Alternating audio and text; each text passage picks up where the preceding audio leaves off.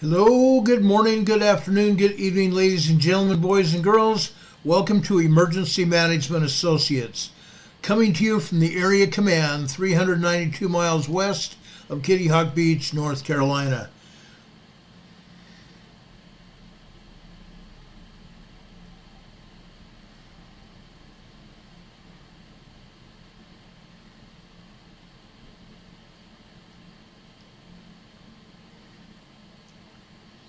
Good morning, good afternoon, good evening, ladies and gentlemen, boys and girls. Welcome to Emergency Management Associates. My name's Ron Tyler. We're coming to you from the Area Command, 392 miles west of Kitty Hawk Beach, North Carolina. Can I get a 5x5 from anyone here? I want to make sure our audio is just fine. Can I get a 5x5 here? That's what I'm waiting for, a 5x5, guys. I want to make sure we're getting out to all of you and you're understanding what we're saying here tonight. We've got a lot of information to share to you, or for you. I want to welcome Tammy Steffi, Virginia Ortega, Z Mangos here tonight. Demon Catman from the east of England is here. Canito Warriors here. My dear friend Juanito from El Centro, California is here. Grace for Purposes here. 5x5 from her. Annette Louise Walker is here. Thank you for being here. Tim Gibson. Jeannie Shannon is here. Welcome. Everybody, thank you for giving us 5x5. We appreciate it. I just wanted to make sure we were on the air and we didn't have any more communication failures because or anybody else. I have a lot of things I want to share with you tonight. One of the first things I want to share with you is this. Last night, and I was exactly right. I told you the night before after the Taiwan earthquake hit.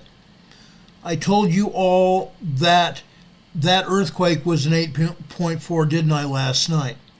I also told you the night before that this seismic energy that was seen over in Taiwan was going to spread north, and it has, along the same earthquake fault where the other earthquakes happened in Taiwan.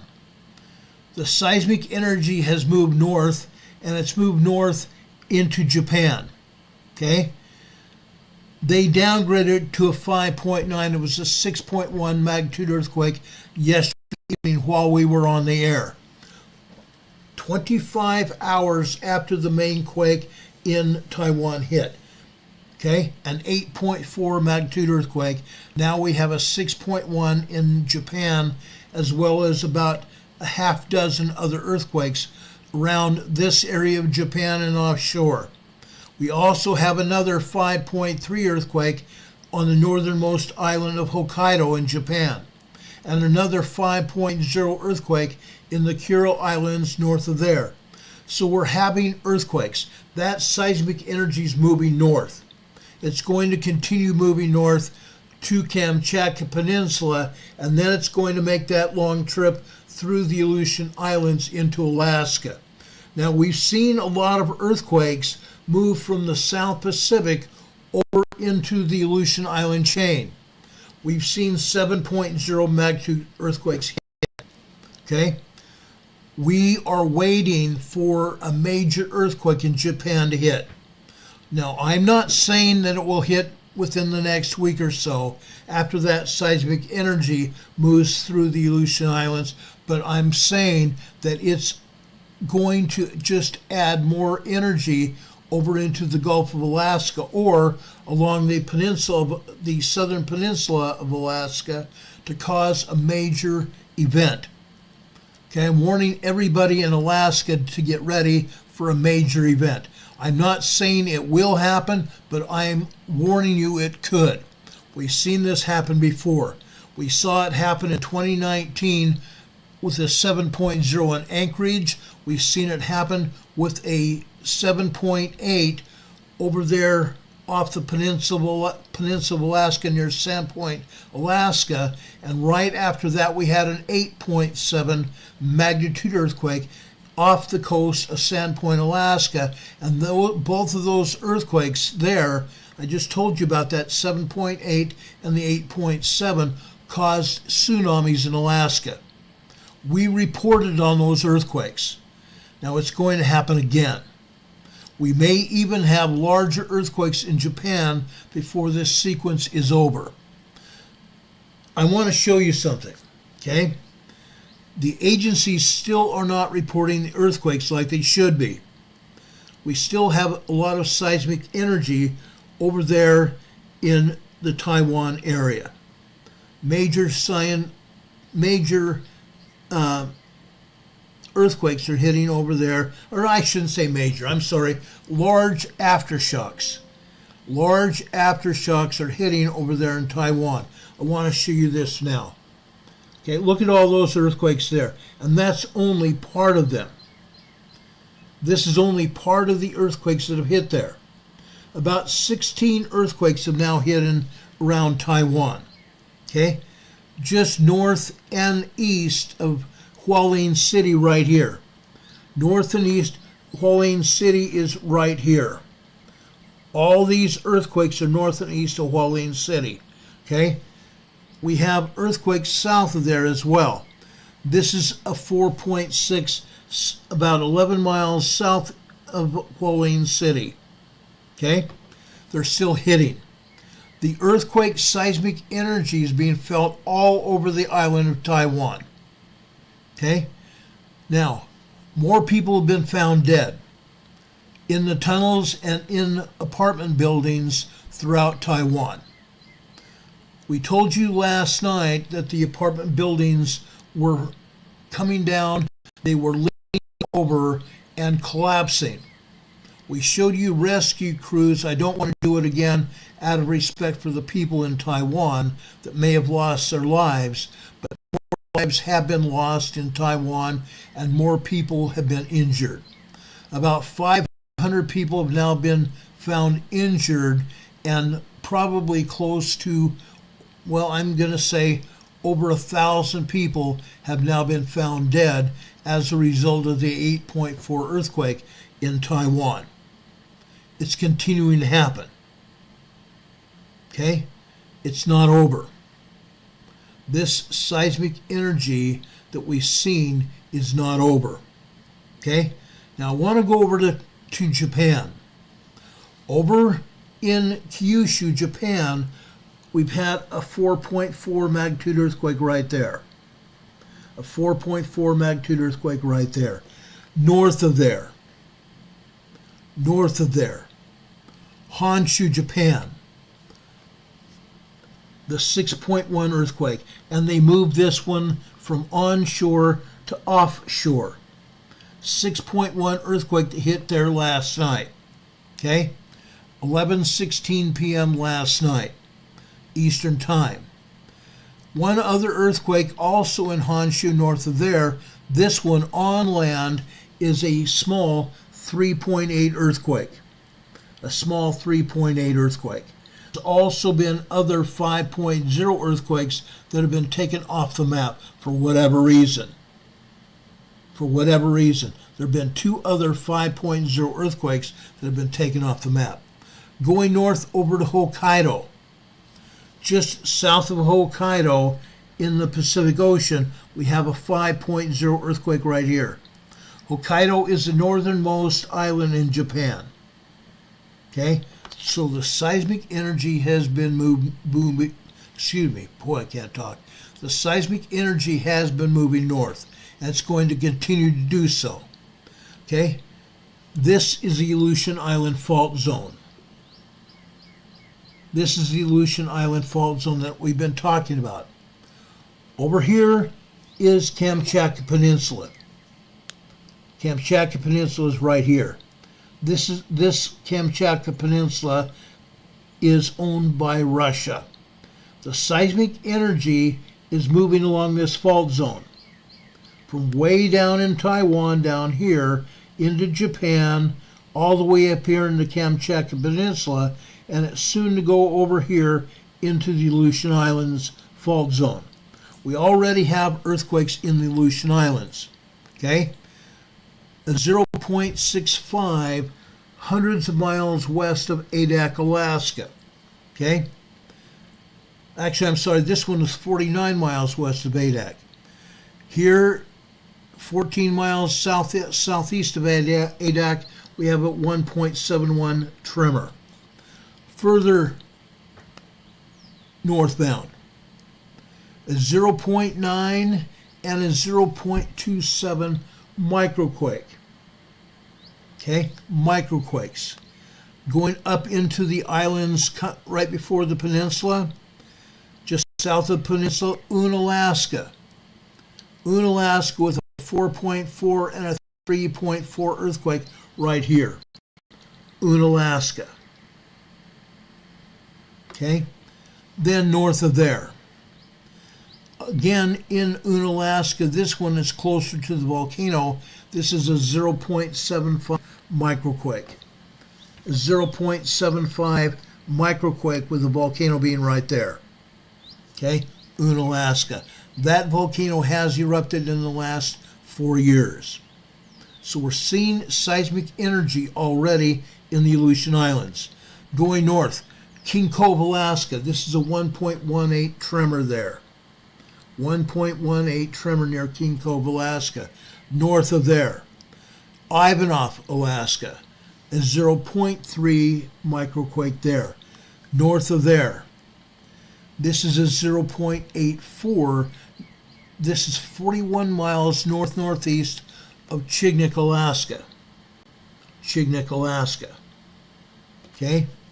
Then we go north and west from there. Agik, Alaska, a 0.87 microquake right there. And just east of there, Ugashik, Alaska, with a 2.0 earthquake right there. 2.0 earthquake near Ugashik, Alaska. Then we come over to Old Ililama volcano. We've seen a lot of earthquakes over near Old Ililama volcano, and here we have them here again. Okay, it's still happening. Okay, Old Ililama volcano has been steaming, and it may be getting to the point where it may erupt. It may erupt at some point in time. Now, over here we have a 0.18 near Karluk, Alaska, to the south. We have a minus 0.32 also in that same area, and they say it's a minus 0.32, which means it's above sea level. I want to show you something. It's not above sea level. It's 2.5 miles deep. 2.5 miles deep. Okay? USGS can lie like they want, but they can't get away with it because we're tracking them. They can't tell us exactly where an earthquake is striking because they don't want us to know. And they're lying about the depths as well. That is not above sea level. It's 2.5 miles deep into the earth around the volcano, just south of the Old Ililama volcano. North of Old Ililama, we have a 0.9. We have a 1.6 tremor there. Okay? You can see the volcano right here, and we have tremors up here. Okay? 1.6 tremor there, and this is a 0.8 microquake also there. Just north of there, though. Okay? This also they have here as a 0.23 microquake. Minus 0.23 microquake. I'm not going to let them get away with that either. Okay? This is also 1.2 miles deep. Look at that. They say it's above sea level. It's not. Okay? VL Authentic says the volcano Alaska might erupt. It's steaming. It's steaming. Not all volcanoes erupt that are steaming. But Old Ililama has been steaming for a very long time, and it has erupted in the past. Okay, I'm not saying it's going to immediately erupt. However, it is known to erupt. And there's a very good possibility it could do that. Okay? It could do that. Now, just briefly, I'm going to take you up to Mount Redoubt. South of Mount Redoubt. Mount Redoubt erupted 2 years ago. South of Mount Redoubt here, they say there's a 0.0 surface quake. Whenever they have 0.0s, they're saying it's a surface quake, meaning the earth shook right near the surface. Let me show you this, okay? It's not a surface quake at all. This is 5.2 miles deep. 5.2 miles deep. This is not a surface quake at all. So they're failing to be honest with us about the depth of the earthquake, and they're also not being honest telling us how strong that earthquake was. 0.0 isn't giving us the exact strength of that quake. Okay? Incredible. NCWQ Explorer is giving us earthquakes information here in the chat. A 3.1 hit over near Nicaragua, just off the coast of Nicaragua. It's happening. It's happening. Anyway, over near Salmatop, Alaska, south of Mount Redoubt, that alleged surface quake happened. Now, also in that same area, a minus 0.7. It's not above sea level at all. This one is 4.1 miles deep. 4.1 miles deep. Okay? This is not above sea level. No way in heck. Okay, these agencies want to give us information, and they're false. It's false information. 48 miles allegedly northwest of Nilichik, Alaska, is where this next quake hit. Okay? This quake hit right there. Allegedly 48 miles northwest of Nilichik, Alaska. Well, guess what? This is a 0.52 microquake. Guess what? This is just below 1 mile deep, though. This is not a minus number, but it's still a microquake, and it's almost a mile deep. 0.9 of a mile deep. Okay? This is just south of Mount Redoubt. Seismic energy is there only because there is magma there. There is magma down below the surface near Mount Redoubt. And Mount Redoubt has been steaming off and on for quite a while. Mount Redoubt could erupt. It hasn't erupted in about 2 years, but it could. It could very well erupt. We have earthquakes all over this area. Look here in southern Alaska. Look at all these earthquakes. There's about 65 earthquakes in Alaska. 65 earthquakes in Alaska. That whole area is moving. It's all moving. Okay? Let me get my pointer here. This is Denali National Park. North of Denali, we have quite a swarm of earthquakes here. These are 2s and even 3 earthquakes. 2.0 to 2.9 and 3.0 earthquakes throughout this area. This is just north of Denali National Park. Right here is Mount McKinley. Okay? Right there. We have a 1.2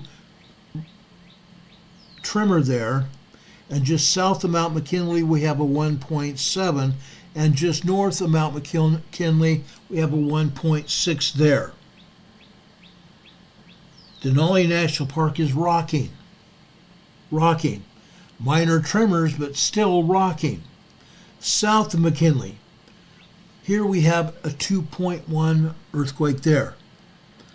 A minor earthquake, 2.1 minor earthquake. Let's look at these other quakes here as well. Okay? 1.9, 1.5, 1.1, another 2.0 earthquake, and a 1.7 here. Okay? This is just barely south of Denali National Park. Okay? And north of Denali. Okay? I want to show you all the earthquakes north of Denali here. Look at that. Look at that. There are 5 earthquakes right there. 2 more earthquakes here. 2 earthquakes here and another one here. There are 9 earthquakes here in this area north of Denali National Park. Okay? Alaska's rocking. And there's an earthquake offshore from Alaska. Inuvik, Canada. Inuvik, Canada. This is a 2.7 earthquake off the north shore of Alaska, allegedly in Canada. A 2.7 minor earthquake up here. The place is rocking. The place is rocking. Up here also in Canada, at the Canadian-Alaska border, near Elsa, Yukon territories, we have a 3.3 earthquake here. 3.3 earthquake here. South and east of there, Wolverine Mine, Yukon territories, we have a 1.84 tremor there. Okay? We go further south. This is Halfway River, British Columbia.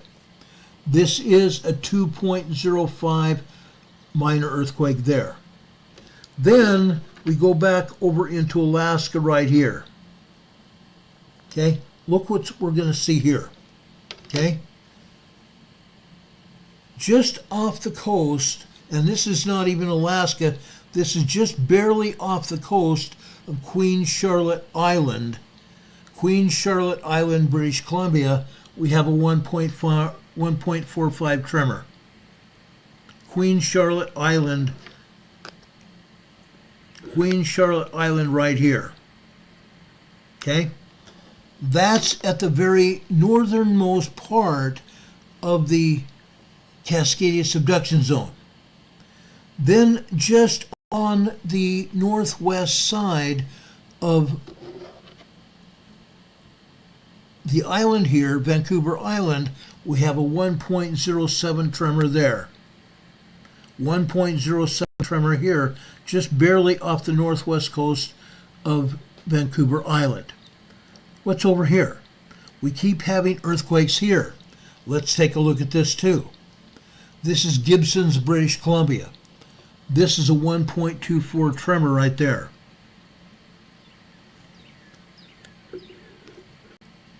Okay? 1.4 tremor here.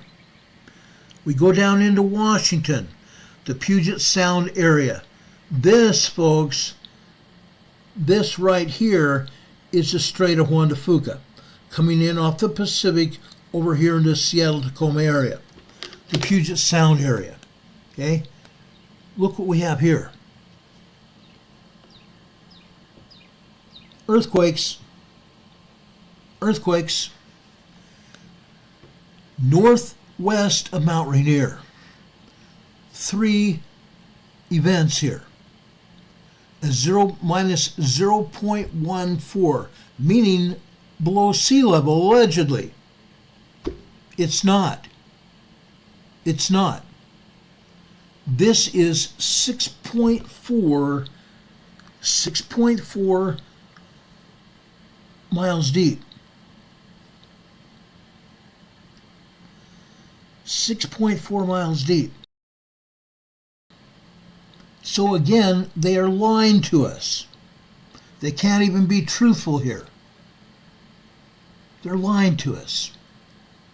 Kathy Piana, thank you for being here. We appreciate you being here. Okay? That's over just west of Mount Rainier. South of there, they're showing a 0.63 microquake there, just west of Mount Rainier. Just south of there, over on the southwest side, this is a 0.33 minor tremor.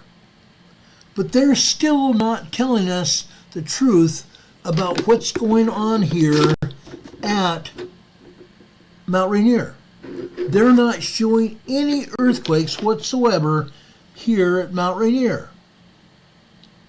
Right there. They're not showing anything there.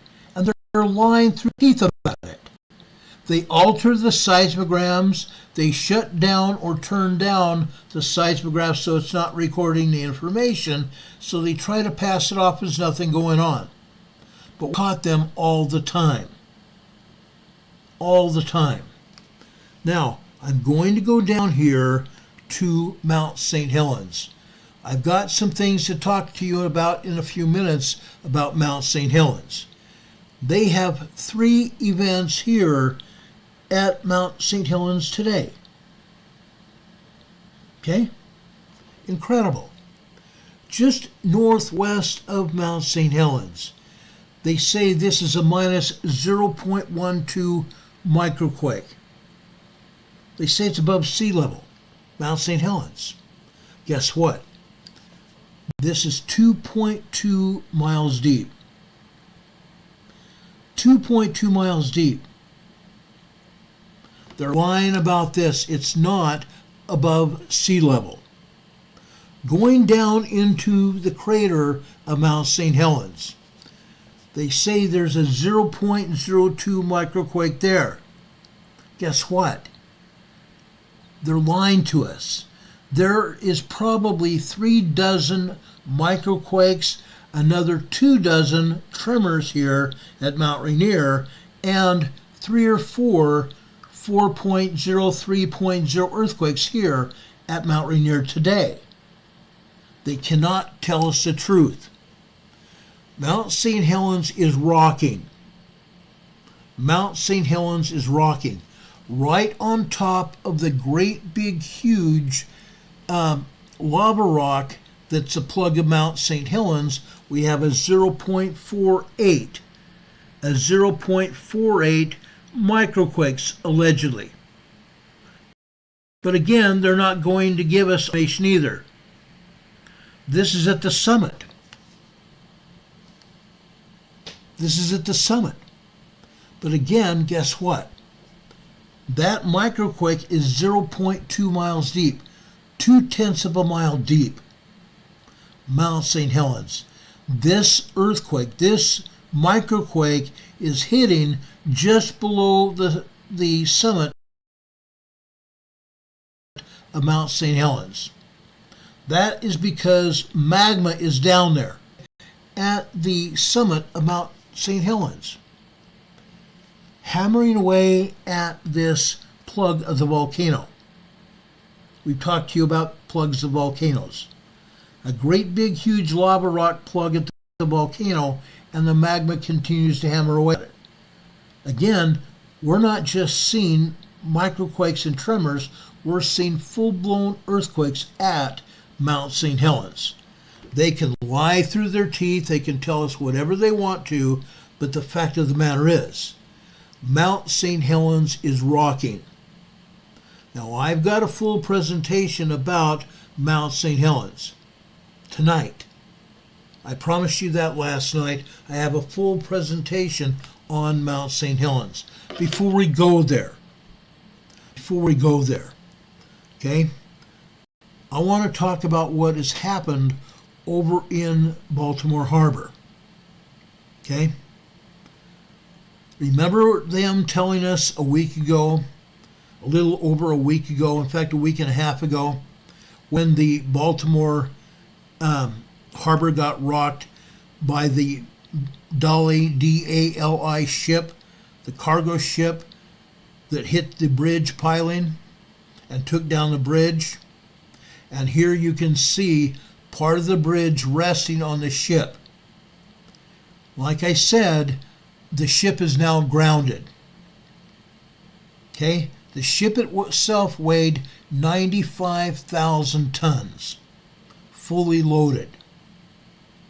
95,000 tons fully loaded. Then it had a 9,500 ton bridge hit it. and the bridge is still sitting there. They're trying to cut this bridge off to release the ship, number one, and to pull all of the bridge pilings and all of the bridge superstructure out of the water. Now you can see containers here that toppled over after that bridge hit the ship. They told us that there was no hazardous materials on the dolly. They lied about that. 14 of those shipping containers contain hazardous materials. 14 of those containers contain hazardous materials. So it still remains to be seen where those hazardous materials are and what's going to happen. Okay? So far, no hazardous materials or containers have fallen off the ship into the water. They got very lucky. They got darn lucky. But this accident in Baltimore is not over. The accident in Baltimore is not over. Now, I want to tell you this. I'm showing you now a picture of the Baltimore Harbor.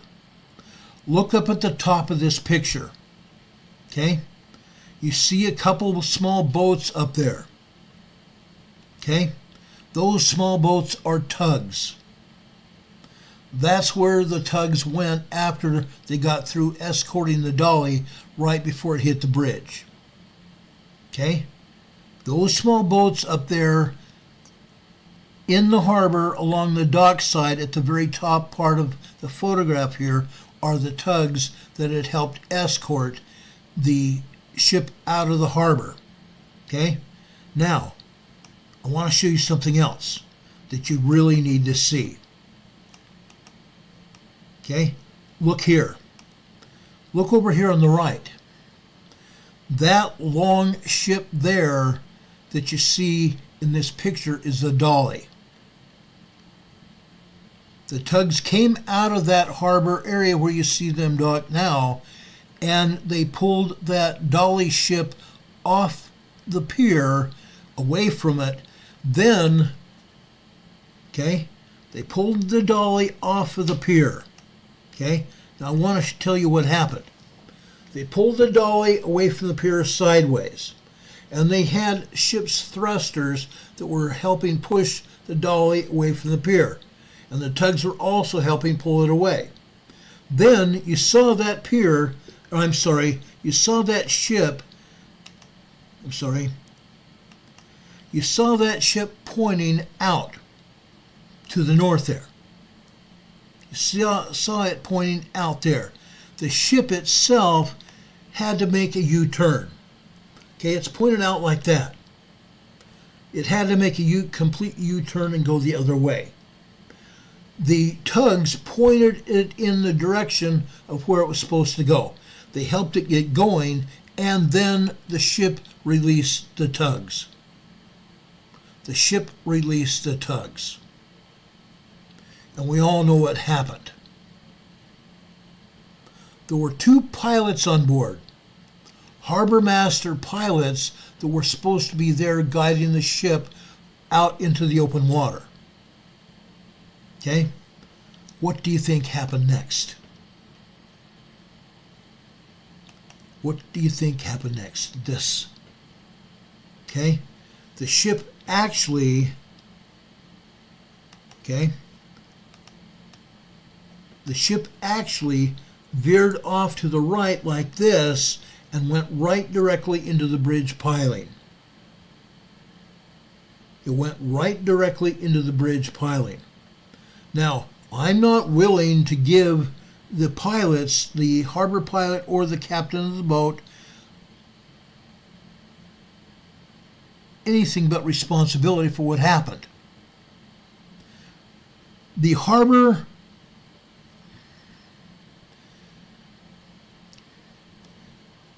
master, his assistant, and the captain of the boat and the rest of the crew has been absolved of responsibility legally. Okay? The harbor and the city of Baltimore has absolved any crew that was on board the Dolly from any responsibility for this crash. I'm not that kind. I am not that kind. That ship turned. Now, I heard somebody today say that anything could have happened, including wind pushing the boat. Wind pushing the boat. That large ship with all those containers stacked on it has something that we talked about last week after we saw this ship hit the pier. Hit the pier of that bridge piling. Okay? I spoke about a ship's accident that I had to investigate in San Diego that was due to 50-mile-per-hour winds in San Diego Harbor.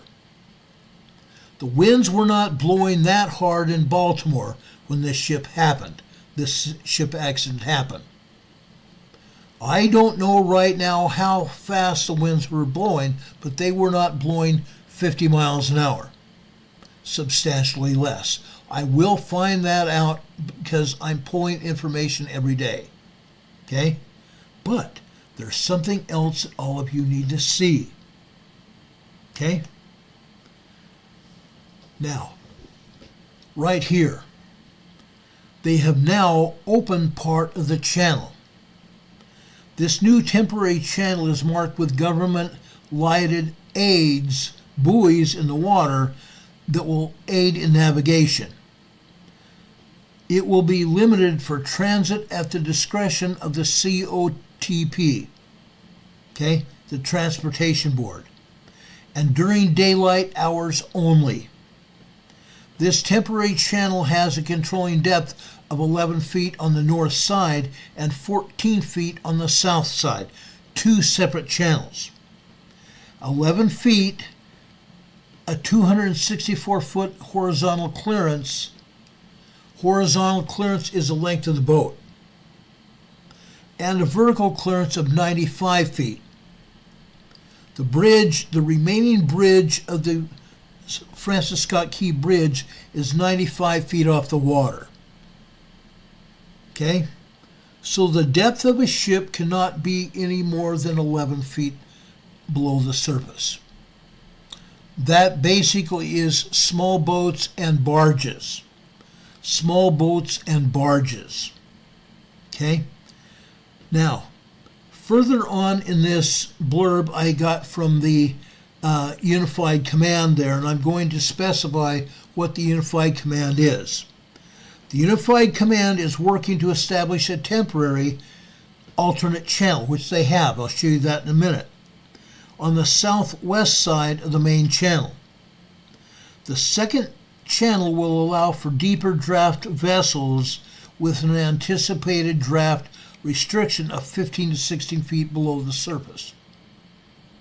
Okay? 15 to 16 feet below the surface of the water. Okay? The channels. Over here to the north, the temporary alternate channels. Okay? This goes under the remaining part of the Francis Scott Key Bridge. On the lower side of that alternate channel is where the bridge went down, and they're still trying to clear the bridge from the water. This is what they call near what they call Soldier's Point. Okay? It's only a temporary channel. This temporary channel that you see here in blue is only 11 feet deep. This second channel to the south here has a depth of 14 feet with a width of 280 feet.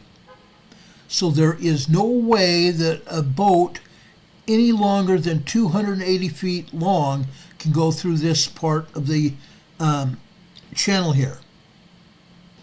Okay? And no more than a height of 124 feet above the water. This is called Hawkins Point Channel. This is only temporary to allow some boats to go to and from Boston Harbor.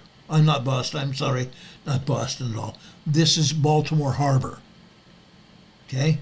So they have temporarily opened 2 channels for small boats to go through. This is not for big ships.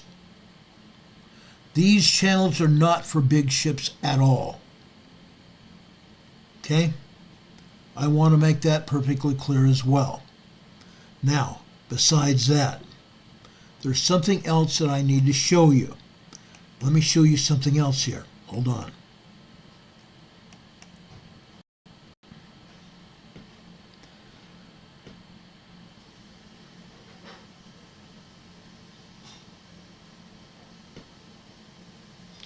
Oh, crap. What's going on here? Here it is. I want to show you something else here. Okay? Last week, I told you about protections for the ships. Over on the left side of this photograph here is where you see the dolly, where it hit the bridge piling underneath the Francis Scott Key Bridge. Okay? Over here, okay, this is the Sunshine Skyway Bridge in Tampa, Florida. Look at the concrete pilings here. Had the Baltimore Scott Key Bridge had great big huge concrete pilings on either side of the bridge, this accident may not have happened. And look at the other protection. Concrete pillars out away from the bridge. Concrete pillars out away from the bridge that protect the bridge from going down. You see these small pilings up and down the entire bridge here. This is typical on other bridges. They protect the ships or the bridge pilings here. If a ship were to run into them, the ship would only incur some minor damage, but at least it would not take down the bridge. As you see, the Francis Scott Key did not have these bridge pilings here to avoid any accidents like we saw a week ago this past Monday. It's rather unfortunate. Had the dolly hit over here in Tampa Bay, it would not have taken down the Tampa Bay Bridge. Okay? It would not have taken down the Tampa Bay Bridge. I wanted to make sure you saw that. I think it's very, very important. It's very, very important. Now, I've shown you earthquakes over in Taiwan. I've shown you earthquakes over in Japan. I've shown you earthquakes in Alaska. Okay? There are more earthquakes all over. I've also showed you earthquakes on the west coast of North America, Canada, and the Pacific Northwest. There are also some minor earthquakes and tremors over in the southern portion of the Cascadia subduction zone, just offshore from Northern California, Petrolia, California area. Just minor. Just minor. If there are anything other than that, I would show them to you right now. But I've given you that information. Several of you have also talked about Mexican earthquakes today. There are over 40 earthquakes in southern Mexico. 40 earthquakes. Most of those earthquakes are 3.0, 3.9 earthquakes. But there are also about 10 4.0 to 4.9 earthquakes over in southern Mexico. USGS is not showing anything like that. Yesterday, up and down the west coast of South America, there were 5.0 or larger earthquakes over in Chile and Peru, with a 5.3 being in Peru. Okay? USGS showed 2. Okay? The seismic energy is moving north. That large seismic energy from South America is going to work its way into Central America. We're soon going to see large earthquakes hit either off the coast of Nicaragua, Panama, Costa Rica, El Salvador, going up into southern Mexico. I want to say probably within the next 3 or 4 days, we'll see those in Central America. Okay? It's going to happen. And after that, that seismic energy is going north into Southern California. We're already seeing tremors and minor earthquakes in Imperial County, California. Juanito's probably felt 3.0 or better earthquakes in El Centro. There's about 10 3.0, 3.5 earthquakes in El Centro today. And that's happening every day now. We're going to see a 5.0 or larger in the Imperial Valley, or even a major earthquake on the border of California and Mexico. It's coming. I promise you that. It's coming. We're also going to see another large to major earthquake in Los Angeles and San Francisco. It's coming probably by the end of the summer. Everybody needs to get ready. You need to be ready, guys. I'm not joking here. I'm not joking. NCWQ is reporting a 5.2 in the central mid-Atlantic. That's 3 of them now. 3 large earthquakes in the central mid-Atlantic. The last one hit about 15 or 20 minutes ago. I'm hearing it in my earpiece here. I'm getting reports all the time. NCWQ says, I wonder what's happening on the Mid-Atlantic Ridge today for all this activity. I can answer that. Like I've said, and there's scientific evidence to prove it. The Mid-Atlantic Ridge, that great big huge earthquake zone here in the Mid-Atlantic, is expanding. It is expanding in the central Mid-Atlantic Ocean.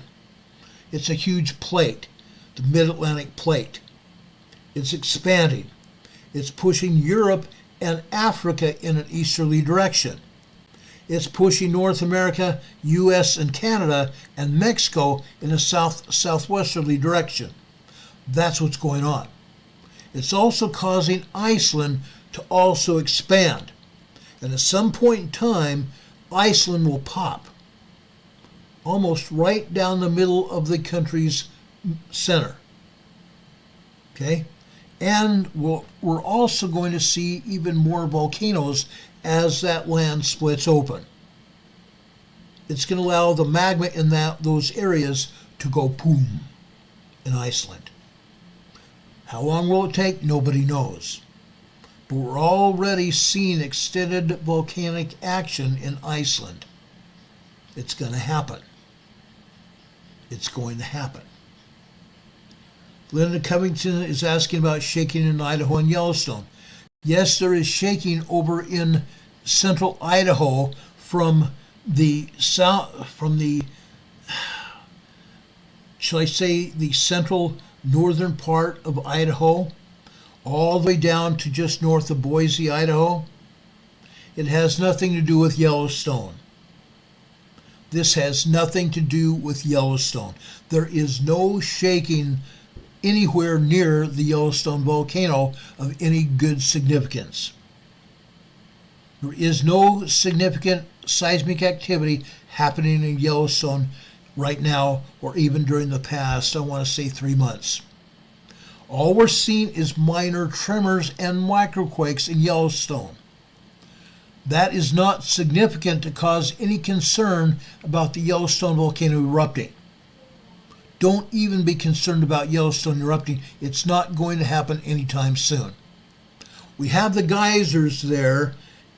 We have 2 sets of geysers. One is in the Norris Geyser Basin, and the other, actually 3 sets of geysers. One in Mammoth, one in Madison Geyser area, and one in the Norris Geyser area. Guess what? They are releasing pent-up energy there at the Yellowstone volcano. Okay? Don't worry about Yellowstone. It's not going to happen anytime soon. And if it starts acting up, and I'm talking consistent 4.5 moderate earthquakes every day and larger than that every day, then we can have something to be concerned about. Okay? However, I want to remind you, in 1959, there was a not 5.9. In 1959, there was a 7.1 earthquake that scientists are now saying was probably closer to an 8.0. That earthquake struck northwest of Yellowstone over at the, the Hebgen Lake. That 7.1 to 8.0 earthquake happened at Hebgen Lake, northwest of Yellowstone. The Yellowstone volcano did not go up. Even though there was that powerful major earthquake over at Hebgen Lake that caused a lot of damage, and I can report on that every day that anybody wants me to report on the Hebgen Lake quake, I've got all the data to support it. I know exactly what happened. I've done a lot of research on it. But Yellowstone is not anywhere near ready to erupt. It's not going to happen for quite some time. I wish people would stop reporting on the Yellowstone volcano going to erupt. It's not going to for a while. And I will be the first person to talk about it if things start picking up. Okay? I've been reporting on Yellowstone for a very, very long time. Okay? Don't worry about Yellowstone. I would worry much more about Mount St. Helens or Mount Rainier up in Washington. Those two volcanoes have every sign of eruption going on. It just has not happened yet. All signs of pre-eruption are happening, but it has not happened yet. I would be more concerned about the people that live anywhere near Mount Rainier, because everybody in that area is sitting on top of a lahar. They're sitting on top of a lahar.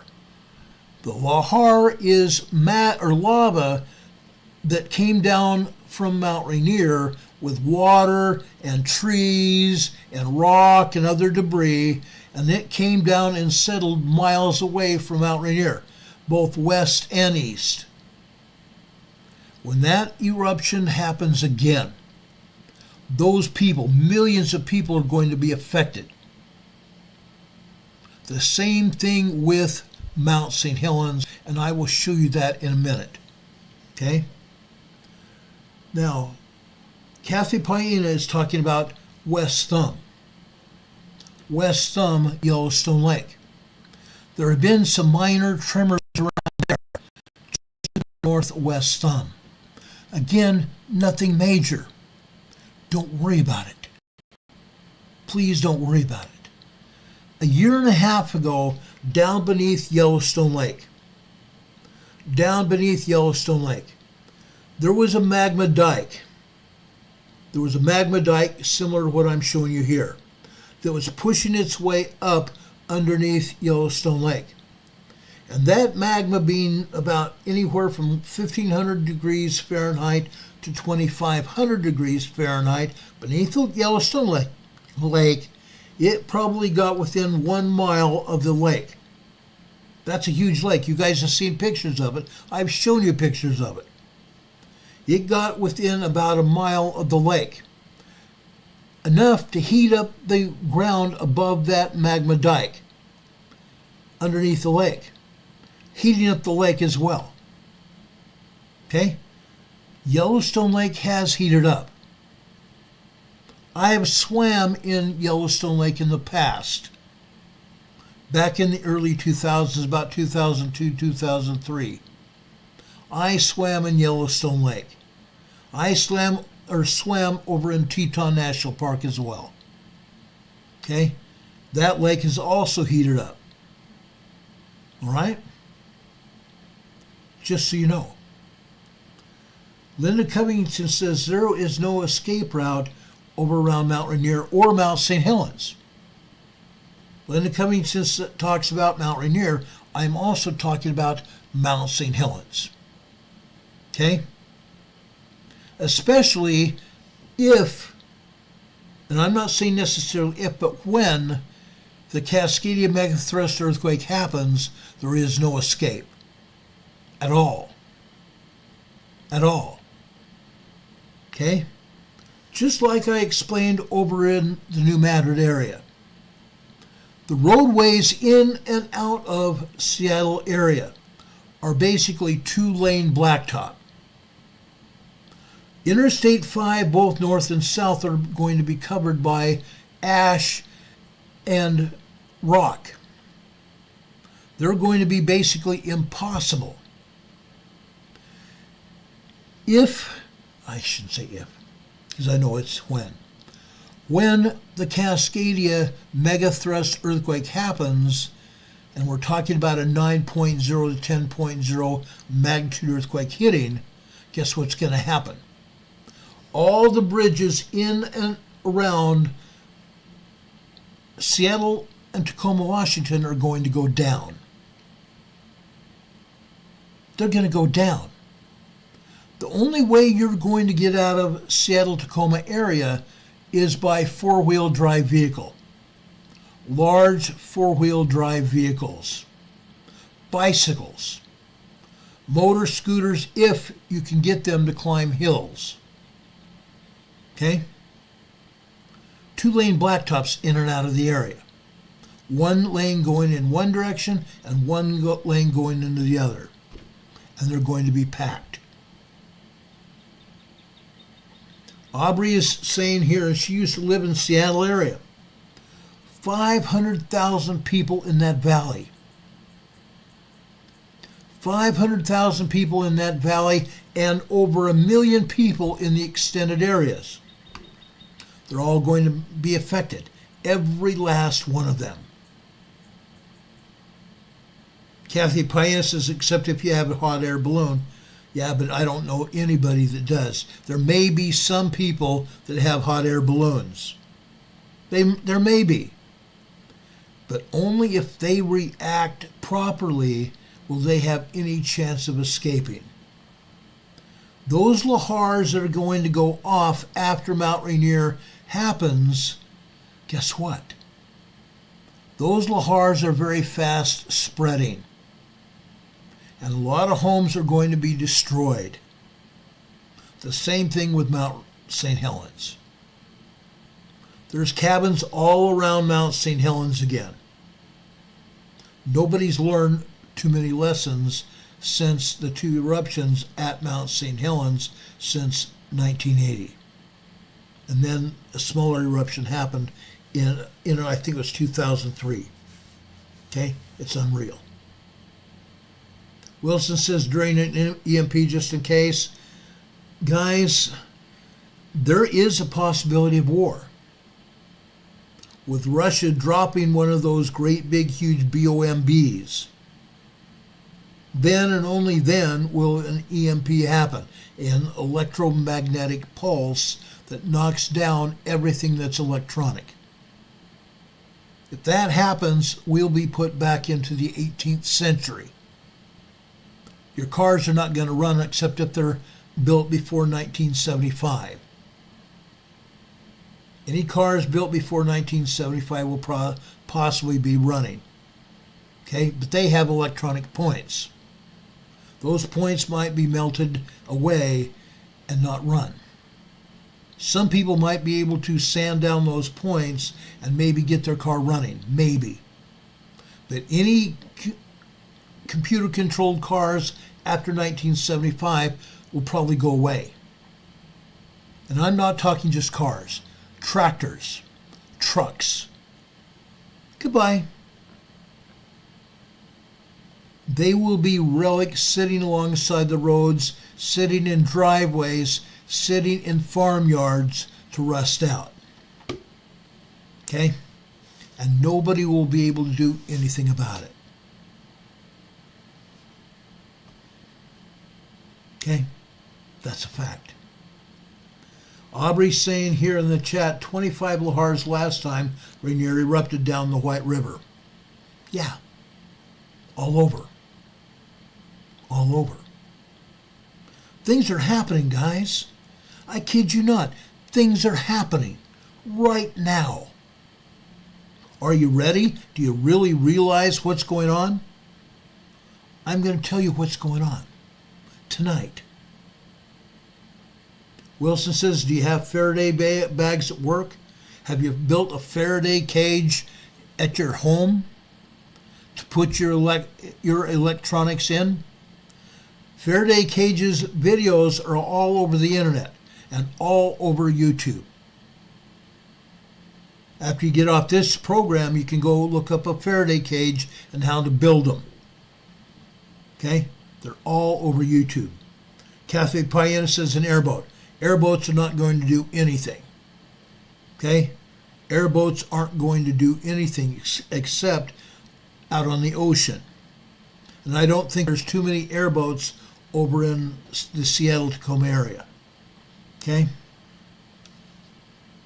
Anyway, I'm not done. Okay, I want to talk about Mount St. Helens. This is a picture of Mount St. Helens erupting in 1980. Okay? May 1980. When it erupted, it woke a lot of people up. And rightly so. Rightly so. This volcano is dangerous, guys. Mount St. Helens is dangerous. Mount St. Helens was established as a national volcanic monument, and the area around Mount St. Helens to Cowlitz to Skamania counties in Washington was established as a national volcanic monument in August 27th, 1982 by President Ronald Reagan, following the 1980 eruption. The 110,000-acre, 445 square kilometer National Volcanic Monument was set aside for research, recreation, and education. Inside the monument, the environment is left to respond naturally to any disturbance, including a volcanic eruption. Okay?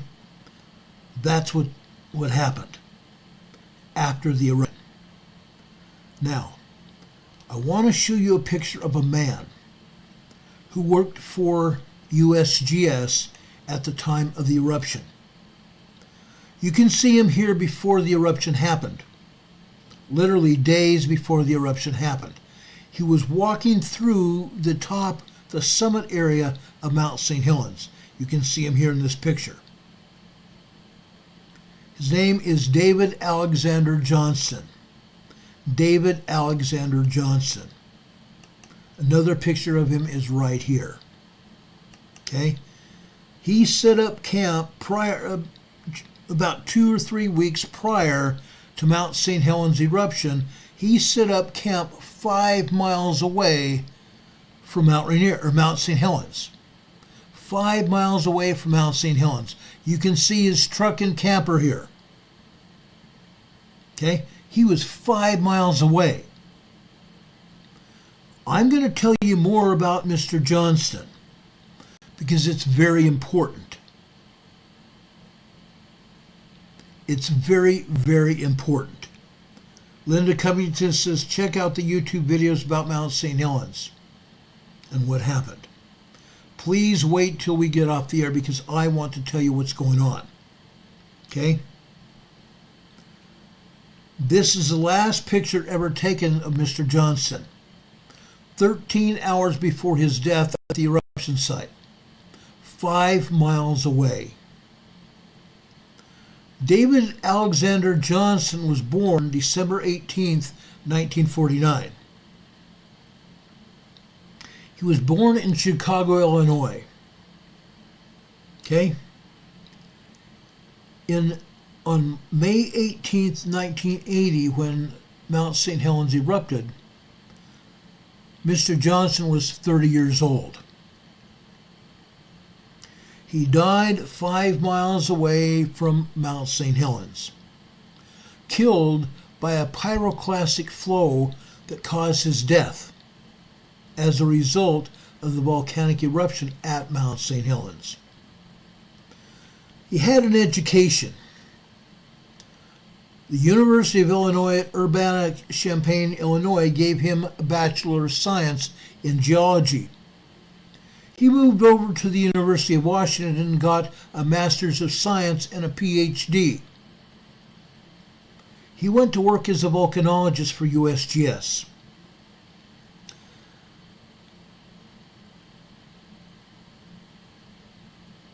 He was the principal scientist at the as part of the USGS monitoring team at Mount St. Helens.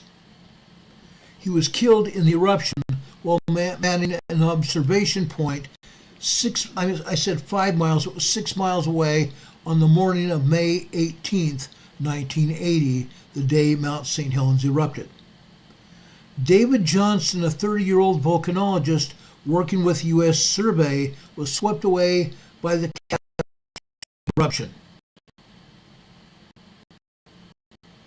As one of the first U.S. Geological Survey monitoring team to arrive at Mount St. Helens, the scientist was in charge of volcanic gas studies. Volcanic gas studies. Sulfur dioxide and carbon dioxide and other magma-induced gases. Dave spent long hours working on and close to Mount St. Helens. Historically, he was caught at an observation post that was considered relatively safe, 6 miles away from the volcano. From his experience with active Alaska volcanoes that he was observing prior to Mount St. Helens, he had a lot of experience. At the same time, he repeatedly voiced the conviction that adequate hazardous evaluations require accepting the dangers of on-site monitoring of active volcanic processes. The volcanic monitoring effort, of which Dave was a part, helped persuade authorities from the very first time to limit access to the area around the volcano, and then to resist heavy pressure to reopen it, thereby holding May 18th death toll to only a few tens of hundreds. I shouldn't say tens of hundreds, but few tens. I think it was 65 people that were killed as a result of Mount St. Helens erupting. There could have been many more hundreds. As I have stated on this program in the past, Mr. Johnston and others were allowed to go back to Mount St. Helens because the earthquakes around Mount St. Helens subsided right before the explosion. Earthquakes had built up just like we're seeing now. But all of a sudden, within a matter of a week, the seismic activity went back down, almost to background levels, normal levels. Then all of a sudden, on May 18th, it erupted. Mr. Johnson and probably 65 other people now whose bodies have either not been found or they have been found as a result of them being on the mountain as a result of that eruption. Because USGS had evacuated everybody away from the mountain. Then they let them back when things subsided a little bit. This is exactly what Johnson was talking about. Not to let them back, and yet he went back. Okay? He was the first to report the eruption, transmitting on ham radio the word Vancouver, Vancouver. This is it. Mount St. Helens erupted.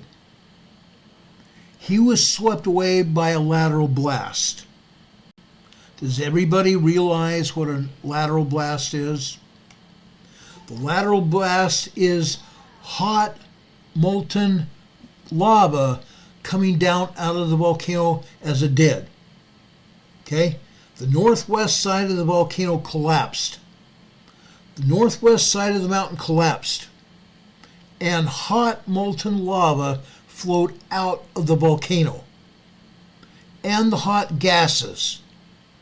The hot gases swept out of the volcano like this. It was a lateral eruption. A lateral eruption. It didn't go up. Yes, it did go up like this, but there was a lateral eruption. Okay? There was a lateral eruption. And unfortunately, Mr. Johnson was caught in it. He was caught in it. A thorough search was done, but Mr. Johnson's body was never found. State highway workers discovered remains of his USGS trailer in 1993, 13 years after Mount St. Helens erupted. Johnson's career took him across the United States, where he studied the Augustine volcano in Alaska, the San Juan volcanic field in southern Colorado, and long extinct volcanoes in Michigan. Johnson was meticulous, and he was a talented scientist, known for his analysis of volcanic gases and those gases' relationship to eruptions. This, along with his enthusiasm and his positive attitude, made him liked and respected by his co-workers and everyone else alike. After his death, other scientists lauded his character, both verbally and his dedication and his letters from the universities that he received degrees from. Johnson felt scientists must do what is necessary, including taking risks, to help protect the public from natural disasters. That's exactly what I am doing tonight. I'm trying to put the word out. Mount St. Helens and Mount Rainier is going to erupt again. I'm trying to get the word out so everybody will be able to have a chance to get out and also to make plans for getting out, bugging out, if you have to. Johnson and myself and other scientists say there is a point to taking some risk to help protect the public from natural disasters, and that's what we're doing. His work and the people that worked with him, his fellow USGS scientists, they did it. They convinced authorities to close Mount St. Helens to the public before the 1980 eruption. Unfortunately, USGS let them back in. They did maintain some kind of closure despite the heavy pressure to reopen the entire area. Those scientists that worked with Johnston helped save thousands of lives. His story became entwined with the popular image of volcanic eruptions and their threat to society, and a part of the volcanology's history. Even today, Johnston, with his mentee Harry Glicken, is one of 2 American volcanologists known to have died in a volcanic eruption. Following his death, Johnston was commemorated in several ways, including a memorial fund established in his name at the University of Washington. Isn't that neat? At the University of Washington, that grant is given to fund graduate level research. 2 volcano observatories were established and named after him, one in Vancouver, Washington, and another on the ridge where he died. Johnson's life and death are featured in several documentaries, films, docudramas, and even books. A biography of his life, A Hero at Mount St. Helens, The Life and Legacy of David A. Johnston, was published in 2019, 5 years ago. Johnson was using a correlation spectrometer. Johnson was using a correlation between a spectrometer, which measures ultraviolet radiation, as an indicator of the sulfur dioxide content of gases ejected from Mount St. Helens. He was quite a guy. He was quite a guy. His mother and his father worked to put him through school. He made a hometown with his parents in hometown, Illinois.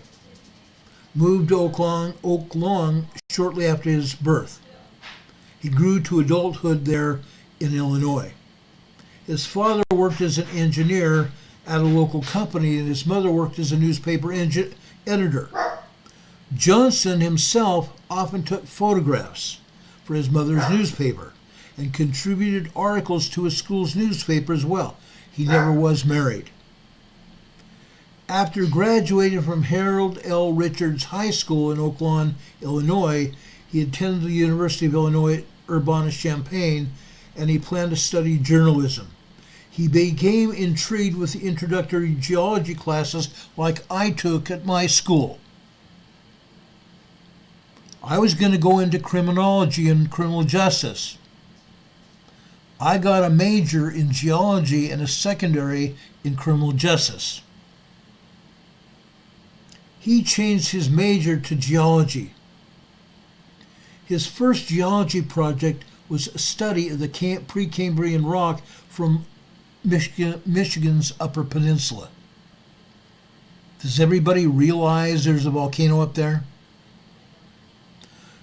Then he investigated the remains of an ancient volcano, a suite of metamorphized basalt and gabbroic sill and volcanic roots in the form of diorite and gabbroic intrusion, magma lava intrusion. The experience planted the seed for Johnson's passion for volcanoes. After working hard to learn the subject, he graduated with the highest honors and distinctions in 1971. And that was only the beginning for Johnson. He kept moving. He kept moving forward. He spent the summer after college in the San Juan Volcanic Field in southern Colorado, working with volcanologist Pete Lippman in his study of two extinct calderas. This work became the inspiration for the first phase of his graduate work at the University of Washington in Seattle, where he found and focused on the Oligocene Cimarron andesite ridge over there in the volcanic complex of the western San Juan Mountains in Colorado. His reconstruction of the eruptive history of extinct volcanoes prepared him to study active volcanoes, including in Alaska and over at Mount St. Helens. His first experience with an active volcano was a geophysical study of Mount Augustine in Alaska in 1975. When Mount Augustine erupted in 1976, Johnson raced back to Alaska, shunting his former work at the Cimarron volcano into a master's thesis, making Mount Augustine the focus of his PhD work. He got a doctorate. He graduated in 1978 with a PhD, having shown that the one emplacement mechanism of the pyroclastic flows had changed over time.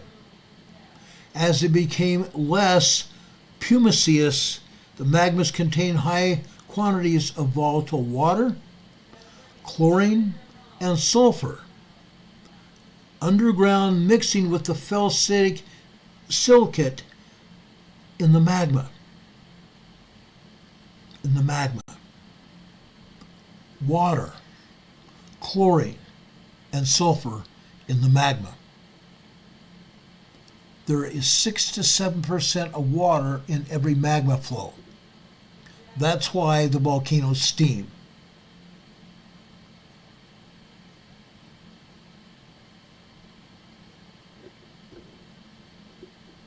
Okay? Kathy Paena says she lives in a dormant volcano there on Hawaii. She lives in the caldera, guys. She lives in the caldera. After the last volcano there erupted in that area, the lava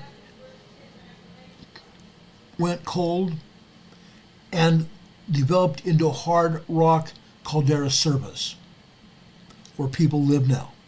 The same thing is in Los Angeles.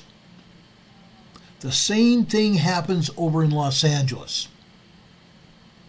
We talked about the volcano there. Okay? I don't know how many times we talked about it.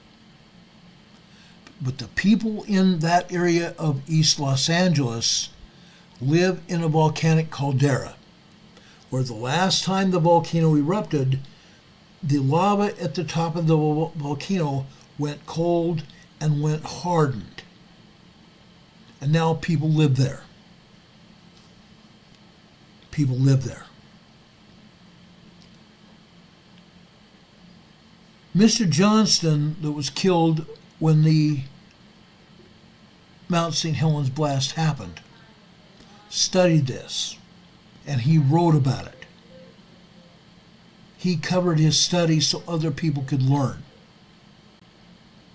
I'm trying to give you this information now.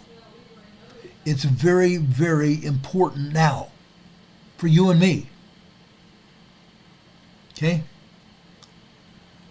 Richard Smith is asking, can sulfur and carbon in the volcano explode? That is one of the reasons. Okay? The sulfur dioxide and the carbon dioxide gets heated up. You've seen fire, what looks to be fire, erupting outside of a volcano. Lava fountaining up, and it's on fire. Okay? That's one of the reasons that the lava fountains and the volcanic field, the lava volcanic field, is hot and fiery. You guys have seen it. I've shown you pictures of the lava field over in Hawaii, on the Big Island, over in the Leilani Estates area and the Fern Forest area on the Big Island. I've shown you volcanic fields literally all over the world, including in Iceland recently. Okay?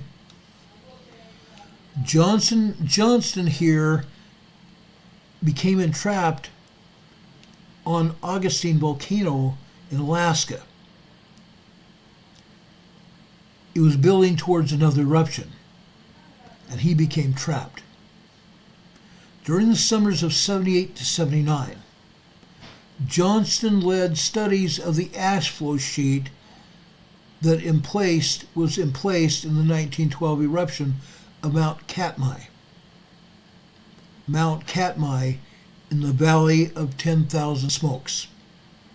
The gas phase is extremely important in propelling volcanic eruptions. The gas phase, the sulfur dioxide and the carbon dioxide, propels the volcanic eruptions. Because of this, Johnston mastered the many techniques required to analyze the gas vapor inclusions in the phenocrysts embedded in lava, which provide information about the gases present during the eruptions. His work at Mount Katmai in Alaska and other volcanoes in the Valley of 10,000 Smokes paved the way for his career. And his agility and his nerve and patience and his determination around the jet-like summit fumaroles in the craters of Mount Magic and other areas impressed his colleagues. In 1978, Johnston joined the U.S. Geological Survey, where he monitored volcanic emissions levels in the Cascades and the Aleutian Arc. There he helped strengthen the theory that eruptions can be predicted to some degree. They can be predicted to some degree. That's what I have been showing you for 5 years now. How can we do that? By looking at the changes in the makeup of volcanic gases and watching what's going on at the volcanoes. Watching what's going on at the volcanoes. Johnson's fellow volcanologist Wes Hildreth said of Johnson, I think Dave's hope was that systematic monitoring of fumarolic emissions might predict or permit detections of other changes characteristically precursory to eruptions. Other characteristics like earthquakes and the timing of the earthquakes, the depths of the earthquakes. Dave Johnson wanted to formulate a general model for the behavior of magmatic volatiles beneath the surface, okay, prior to the explosive outbursts at the volcanoes. He wanted to somehow come up with a corollary rationale for the evaluation of hazards at the volcanoes. Okay? He continued to visit Mount Augustine every summer and also assessed the geothermal energy potential of the Azores in Portugal. What have we said about the Azores? Okay? A year and a half ago, we were talking about the volcano island over there in the central Atlantic, over there just east of the mid-Atlantic fault. Okay? In the last year of Johnson's life, he developed an interest in the health, the agricultural, and the environmental effects of volcanic and anthropogenic emissions to the atmosphere, sulfur dioxide and carbon dioxide emissions to the atmosphere. Johnson based at the branch of the USGS in Menlo Park, California. His work on volcanoes took him all over the Pacific and the Pacific Northwest region. When the first earthquake shook Mount St. Helens on March 16th, just 2 days before the eruption, Johnson was nearby at the University of Washington, where he had pursued his doctorate degree. He was intrigued by the possible effect about the eruption. The effect and the event of a possible eruption at Mount St. Helens. He contacted a man named Stephen Malone, who was a professor of geology at Washington State University. Malone had been his mentor when Johnson had worked at the San Juan Complex in southern Colorado, and Johnson admired Malone's work. Malone stated that he put him to work almost instantly, allowing Johnson to escort interested reporters to a place near the volcano. Johnson was the first geologist on the volcano, and he soon became a leader within the USGS team, taking charge of monitoring of volcanic gas emissions at Mount St. Helens. There have been many books and movies and documentaries made about the eruption of Mount St. Helens. I showed you that picture just a little bit ago of Johnson going into the Mount St. Helens crater to sample the lake that was there. Yes, there was a lake because of melted snow and ice at the summit of Mount St. Helens. It was April 30th, 1980. April 30th, 1980. Just 1 month before Mount St. Helens erupted. Since Mount St. Helens' last eruptive activity in 1857, Mount St. Helens had largely been dormant with no activity.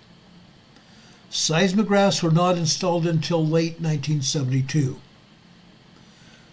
This period of 123 years of inactivity ended in 1980. Literally, no one saw it coming. Mr. Johnston was the first scientist and led scientists there to monitor the activity, because Johnston saw and was monitoring the gas activity that was happening prior to the volcanic eruption. On March 15th, a cluster of tiny earthquakes rocked the area around Mount St. Helens. March 15th.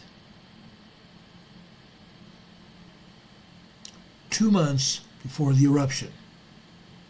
For 6 days, more than 100 earthquakes clustered around Mount St. Helens.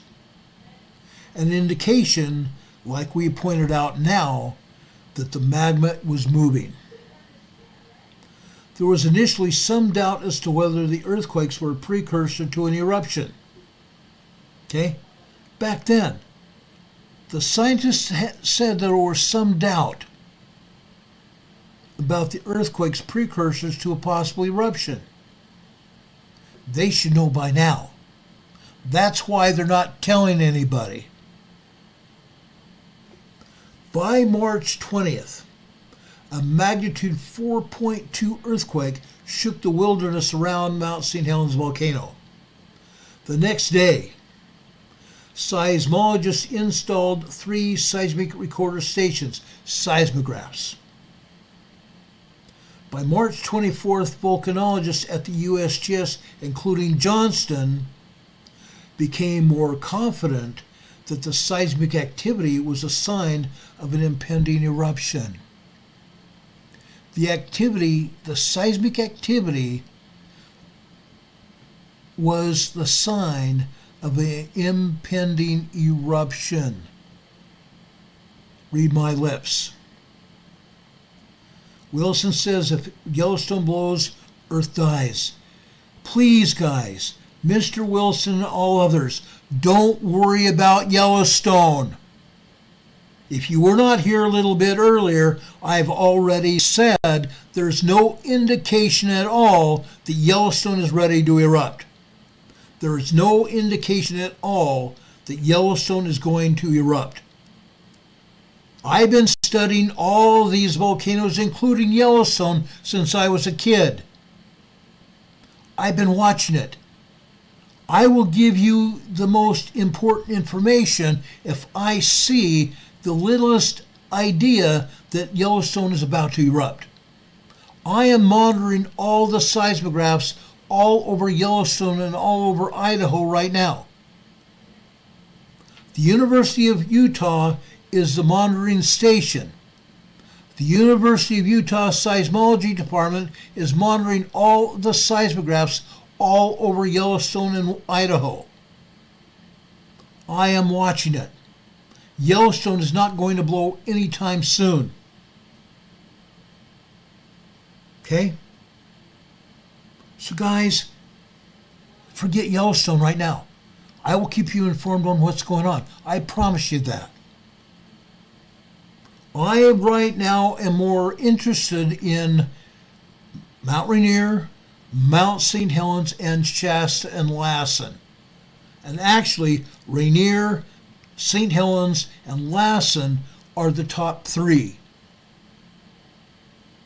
Wilson says yes, but if Shasta goes. Right now, there is activity at Shasta. There's even more activity at Lassen. And you guys are not even talking about that. It seems like I am the only one talking about it because I am the only one talking about it at all. Nobody else is. Not here on YouTube, not anybody ever. I am the only one actually monitoring all of the Cascade Mountain volcanoes from Canada south to Northern California. Okay? That's what's going on. Don't worry about Yellowstone, guys. I'm covering it. If there's even the littlest hint the Yellowstone's going to erupt, I'm going to be covering it. Anyway, Johnston over at Mount St. Helens was watching it for 2 months before Mount St. Helens erupted. And I'm watching it as well. I'm pulling information from 3 agencies. 3 agencies. The USBS, the Pacific Northwest Seismic Network, and Washington State University. I'm watching all of the eruptive activity, or the pre-eruptive activity. I'm watching the gases. Yeah, the gases. The infrared spectrometers, monitoring the gases at these volcanoes. I'm watching them. Linda Cummings says more worried about the buffaloes and elk. Yeah. I'm more worried about life in general, including the buffalo and elk. I'm worried about human life as well. Anyway, after March 25th, 1980, seismic activity drastically increased at Mount St. Helens. By March 26, more than 7 earthquakes over the magnitude 4.0 magnitude, have been recorded at Mount St. Helens. 7 earthquakes over the magnitude 4.0. We've had more earthquakes at magnitude at Mount St. Helens already. And yet USGS and the Pacific Northwest Seismic Network isn't doing anything about it, and they're hiding the activity. They're hiding it. They're changing it. They're disguising it. I've shown you what's happened.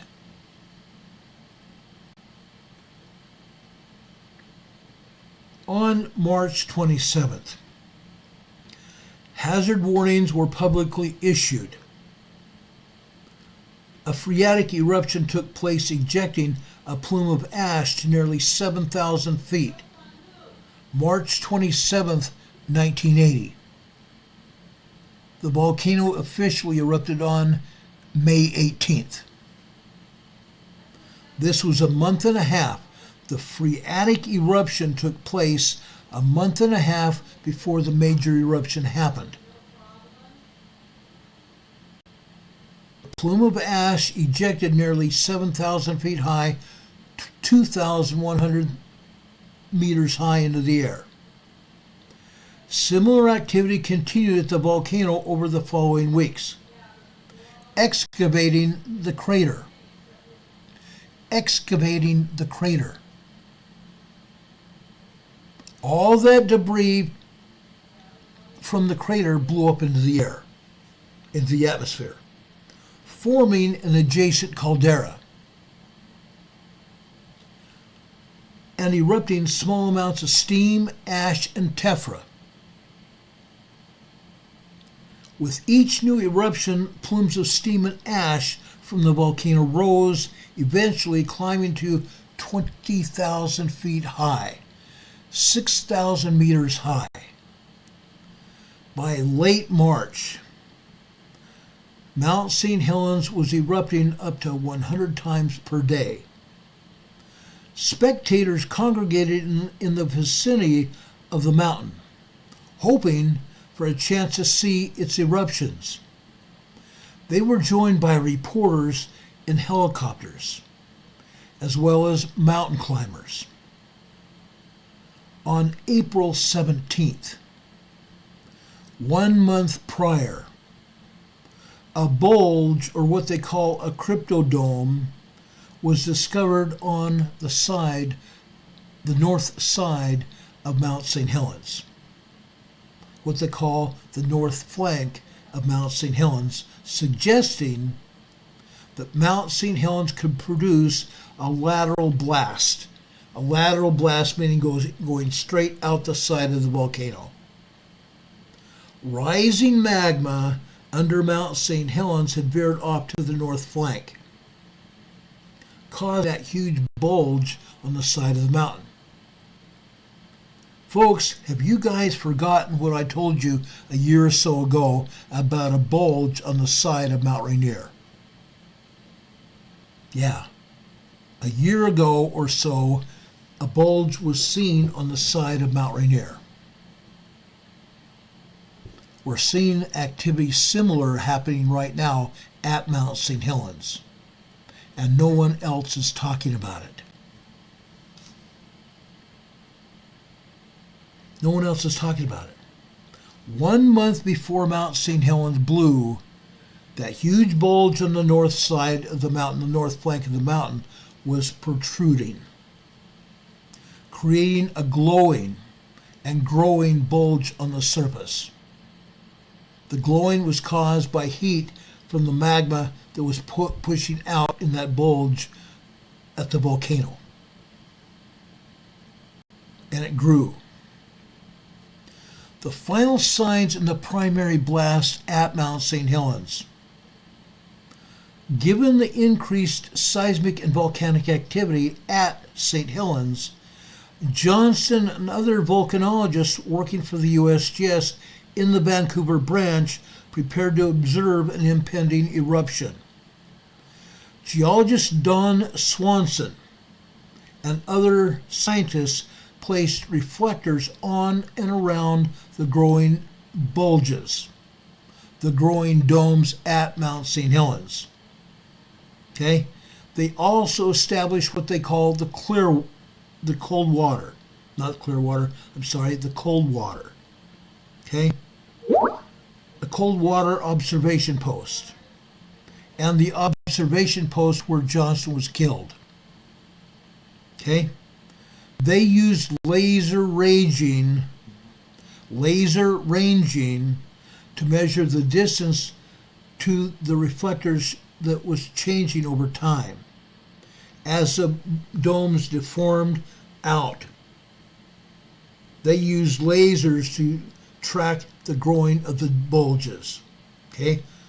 Coldwater 2, where Johnston died, was located just 6 miles, 10 kilometers north of the mountain. To the astonishment of the USGS geologists, the bulge was growing at a rate of 5 to 8 feet. 5 to 8 feet per day. 1.5 to 2.4 meters per day.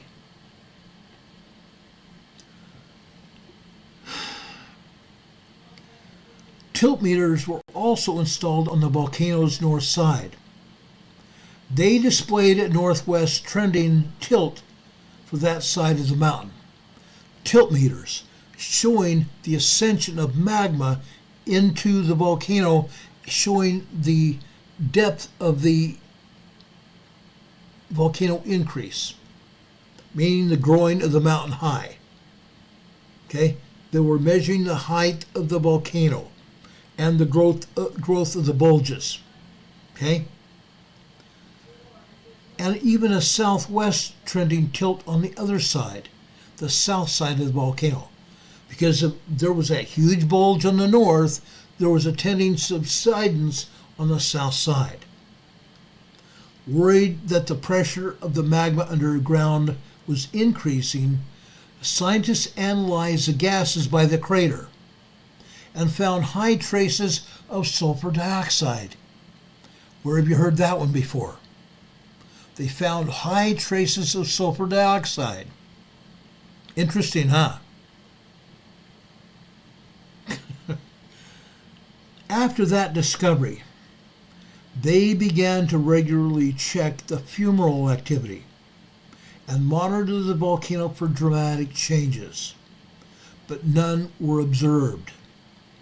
Disheartened, they instead opted to study the growing bulge and the threat of an avalanche that could have for humans that were relatively near the volcano.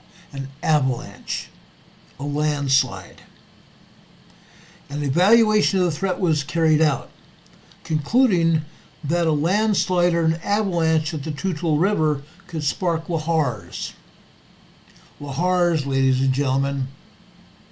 How many times have we talked about lahars both at Rainier and Mount St. Helens? It's going to happen again.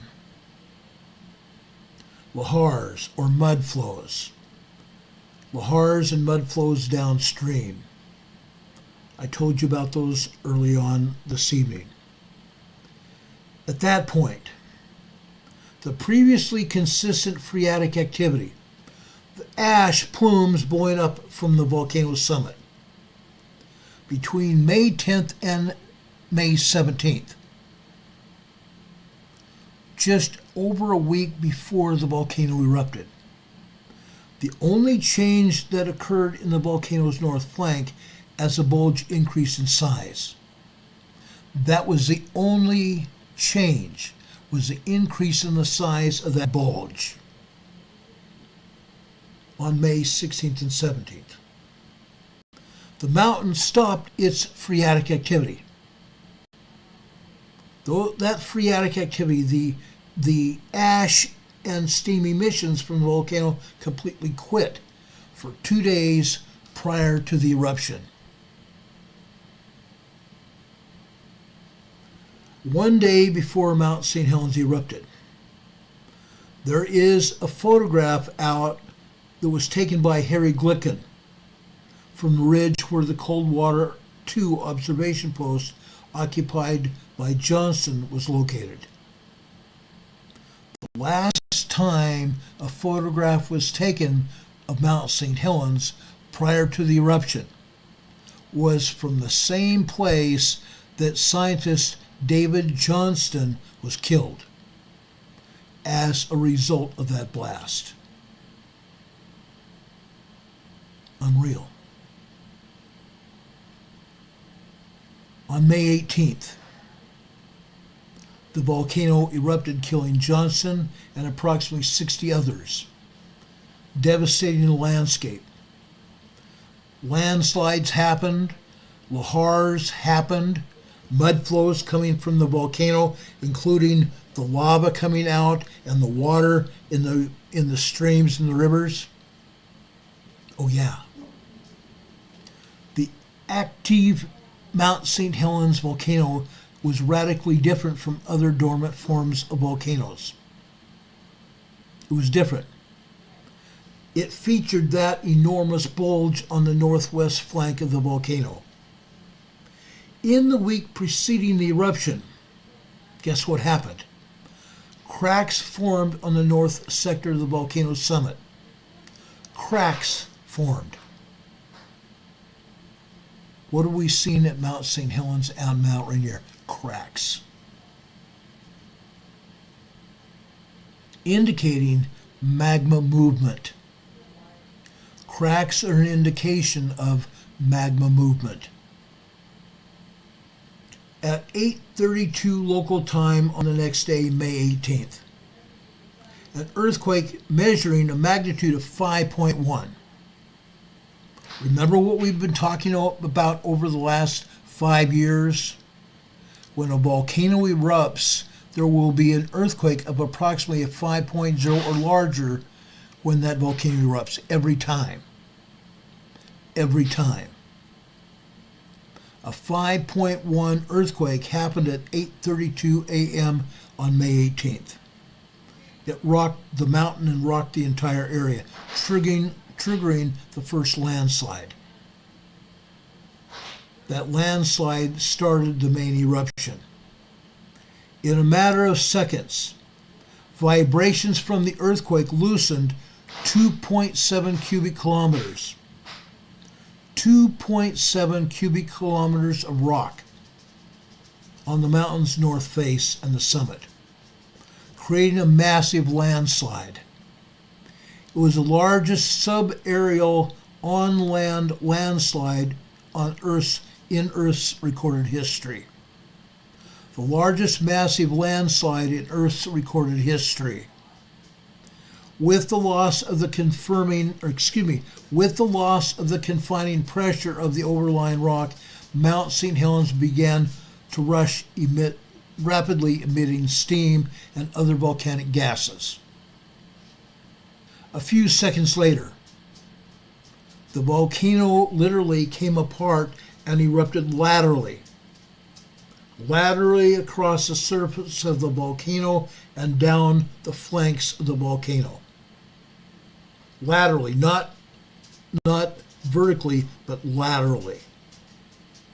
The lava flows were later joined by lahars.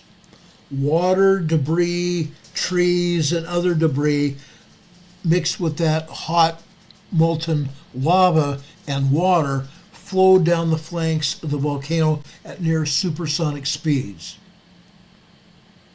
How about that? Before being struck by a series of flows, at their fastest would have taken less than a minute to reach the position of Mr. Johnston.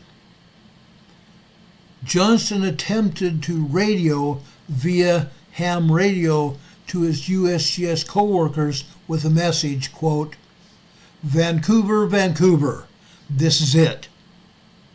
Vancouver is a transmitter. Vancouver was a transmitter.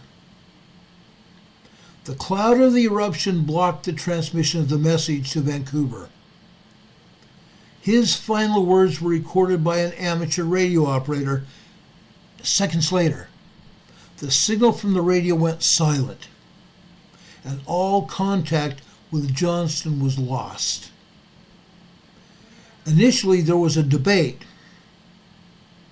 as to whether Johnston had survived. Records soon showed a radio message from fellow eruption victim and amateur radio operator Gary Martin, who is located near the Coldwater Peak and further north from Johnston's position, reported his sighting of the eruption enveloping the Coldwater 2 observation post of Johnston. As that eruptive blast overwhelmed Johnston's post, Gary Martin declared solemnly, "Gentlemen, the camper and car that was sitting over to the south of me is covered. It's going to hit me too," before his radio too went silent.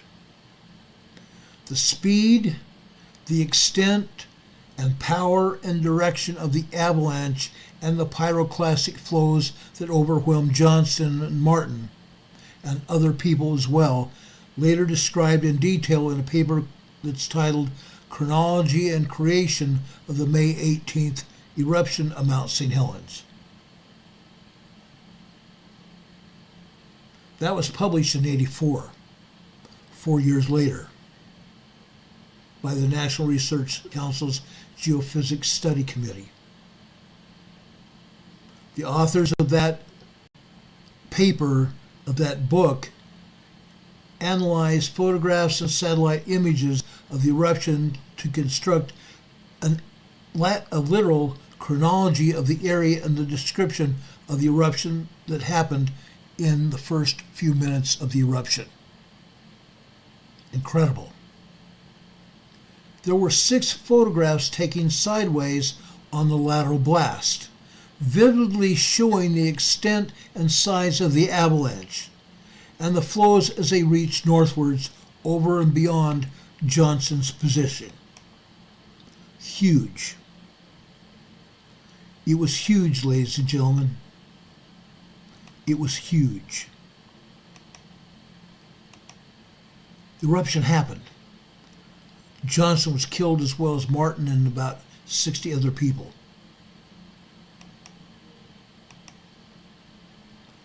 This picture is a result of that eruption.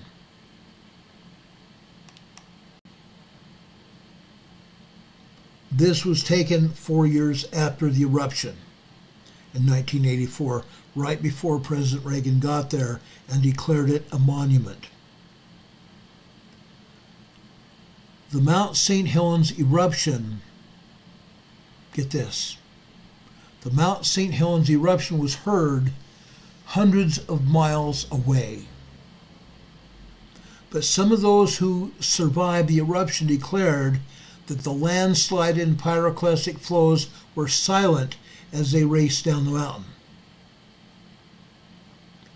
A man named Crane Kilpatrick, who was an employee of the U.S. Forest Service, said there was no sound to it. Not a sound. It was like a silent movie, and we were all in it. Saying they were all in it. It was a complete quiet zone. Incredible. As a result of the motion of the lahar and the temperature of the air that increased, a lot of people died. And that whole entire area was changed forever. There was one scientist that was telling reporters that being on the mountain was like standing next to a dynamite keg, and the fuse was lit. Johnson had been one of the first volcanologists at the volcano when the eruptive signs appeared, and shortly after was named the head of volcanic gas monitoring. He and several other volcanologists prevented people from being near the volcano during the few months of pre-eruptive activity. And he successfully fought pressure to reopen the area of Mount St. Helens just prior to its eruption. Some people came back, including Johnston. Johnson's and Martin's work kept the death toll at a few tens of individuals, instead of the thousands who could have been there and possibly killed in that region if it had not been sealed off. Incredible. Incredible. David Alexander Johnston was killed in the eruption of Mount St. Helens on May 18th, 1980, just after 8:32 a.m. on May 18th. He was the first and last person to report the eruption prior to Mr. Martin being killed himself. A ham radio heard him report Vancouver, this is it. And then his radio went silent, and shortly after, Mr. Martin's went silent as well.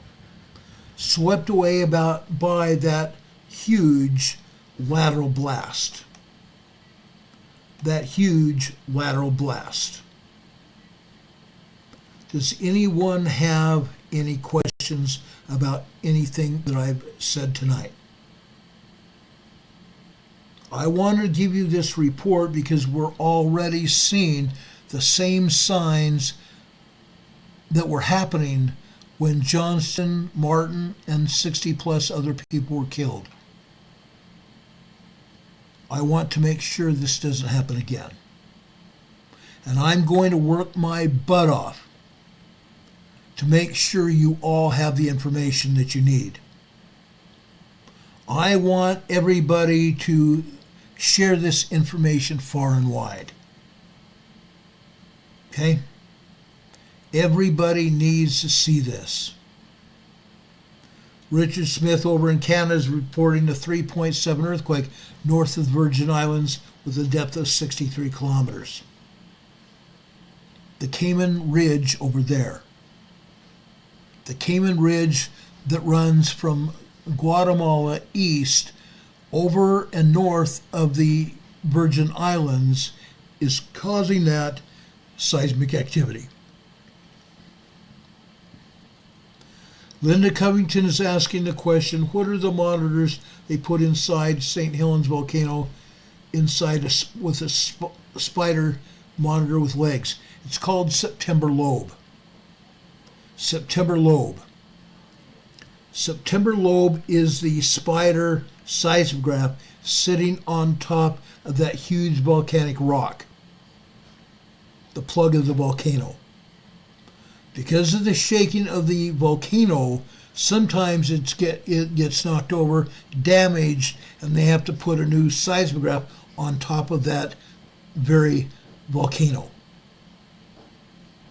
Yes, the seismograph gets knocked over by the shaking of the volcano. Yes, a seismograph. And it's not the only one there. It's the only one with the spider legs. September lobe. Tim Gibson says, when it blows 3 days of darkness, here it comes. No. That's not true. That's not true. Just because Mount St. Helens would erupt, it's not going to cause 3 days worth of darkness.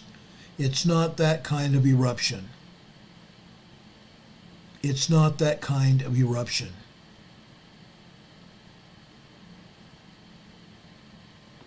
Wilson is asking, is the moon or something else? It has nothing to do with the moon this time. It has nothing to do with the moon. It has to do with the volcanic gases and the magma that continues coming up inside Mount St. Helens. I showed you that last night. USGS on the main seismograms are not showing the earthquakes there. The earthquakes caused by the magma coming into the volcano, causing the rocks to fracture inside the volcano. The only way you can see the magma coming into the volcanic chamber is the September lobe seismogram that shows the magma. Okay, it's called VLF wave activity. I've shown you the VLF wave activity. That's really the only seismogram we can use to show what's going on, because the other seismograms are doctored. They are all doctored. Rarely do they ever show true activity. Jacqueline says, thank you for your expertise, Ron. Folks, I have people question me all the time. I'm trying to get the information out to you because you all deserve it. Everybody deserves it. That entire area of Washington and Oregon, all the way down to Northern California, is going to blow. It's going to happen. Mount Lassen last blew in 1917, and now it's showing signs of erupting again. And some of those same signs are going on at Shasta and Mammoth Volcano, south and east. But the agencies won't tell you that. They won't do it. Tim Gibson says, will the smoke cover what states? Folks, Mount Rainier, when it erupts, you're going to see an eruption probably up to 38,000 feet high. 38,000 feet high up into the stratosphere. You're going to see ash and rocks flung out of the volcano. You're going to see steam and ash flow outside that area, up into the stratosphere. You're going to see a gray cloud over Washington, Idaho, Montana, and probably all the way over to North Dakota. It's not going to completely black out the sky, but you're going to find ash coming from Mount Rainier all the way out there. Mount St. Helens is south of Mount Rainier. The last time it erupted in May 18th, actually there was a small tiny phreatic eruption in, I think it was 2003, but it was only up to 8,000 feet high. Mount St. Helens eruption was about 18,000 feet high, but the eruption was also a lateral eruption. The mountain exploded out like this. The mountain exploded out like this. Okay? It was not a huge explosion that covered the earth with darkness. That is not going to happen. Jacqueline says she takes silica but holds her breath. Carr says they are in North Dakota. I used to live in Fargo. My high school instructors in Fargo were talking about this same thing. volcanic ash that came from Mount Rainier. Volcanic ash was found in Minnesota from Mount Rainier. Unreal. Richard Smith, if you got to go, I understand. It's already 9 p.m. I've been here just over 2 hours. I'm sorry about that. God bless you, Richard. We appreciate you being here. We thank you for your service and thank you for helping each one of us. Richard is a longtime friend of ours, several years now. Linda Covington says she lives on the East Coast. Will I see it or feel it? I doubt it. I doubt it. I doubt it. Does anyone else have any questions about anything we talked about? Aubrey's saying wind's probably blowing east. You're right. That's exactly it. The stratosphere, we have the jet stream. That's what will take the ash and the steam and the gases eastbound. Now, the gases will expand and go out. They will be diluted by the winds in the air. They will not be a hazard outside of the area of the volcano.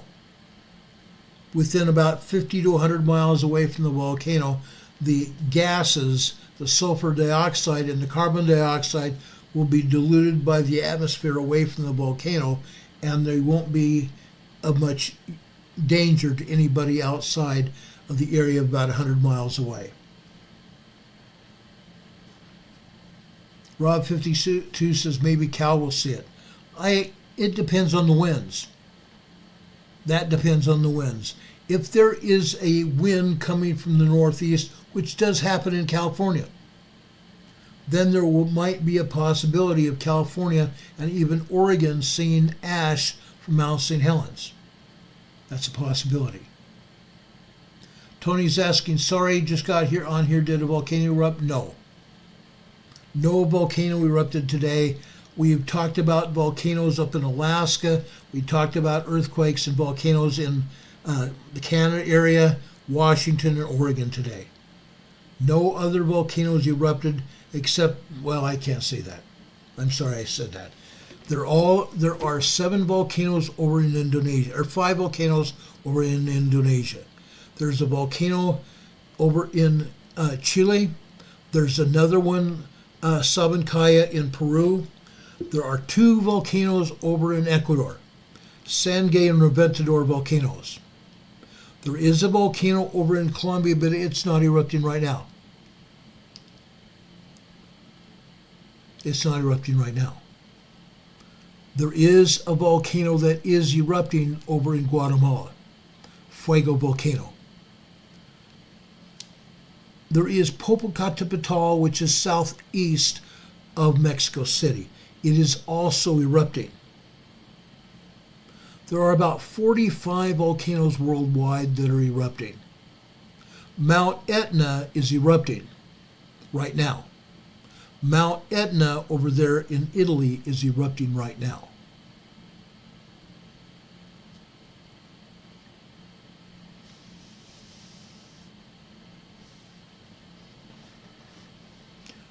Sign Digger says low gap earthquake was lately. What's that mean? I've never heard anybody say low gap earthquake. Sign Digger says SO2 is off the map going into the atmosphere all over the earth. SO2. Why do you think we are having trees dying up in Idaho, over in Montana, over in Wyoming, even over in Utah and Colorado? That is because SO2, sulfur dioxide, is penetrating underneath the ground that we walk on. And trees are dying. We see tree kill all over on the Google Earth. All over. I've shown it here to you in years past. And maybe I ought to show it to you again. Sign Digger is asking, is there a fault line on the east side of the Blue Ridge? Yes. There's several fault lines on the east side of the Blue Ridge Mountains. Jacqueline saying lots of sulfur has been in the atmosphere. There is sulfur dioxide in the atmosphere. Oh, Low Gap, North Carolina. Okay, now I know what you're talking about. Low Gap, North Carolina. Yes, we've had earthquakes over at Low Gap, North Carolina. They're just tremors. All those earthquakes are tremors last week. And this week, when I talked about earthquakes in North Carolina, we showed Roper, North Carolina. 3.0 earthquakes in Roper, North Carolina, and the media and the USGS said nothing. Not a darn thing. Roper, North Carolina, 3.0 earthquakes, not just one, but several. USGS and the media said nothing. Aubrey's asking here in the chat, will the eruption of Rainier or even Mount St. Helens affect weather patterns? To some extent, yes. It'll be minor changes, but to some extent, yes. Tim Gibson says only 150 miles from the blast zone. The major volcanic activity will only be really bad within about 50 to 150 miles away from the volcano. Yes, there will be ash carried out from way out, probably 2 or 3 states to the east. That's going to happen, but nothing major. Surgery, my dear friend, is here in the chat. Surgery is one of my best friends, and he's a mod here. He says, here in northern Utah, we're still seeing popping. The popping he's talking about are minor and small earthquakes over near where he lives.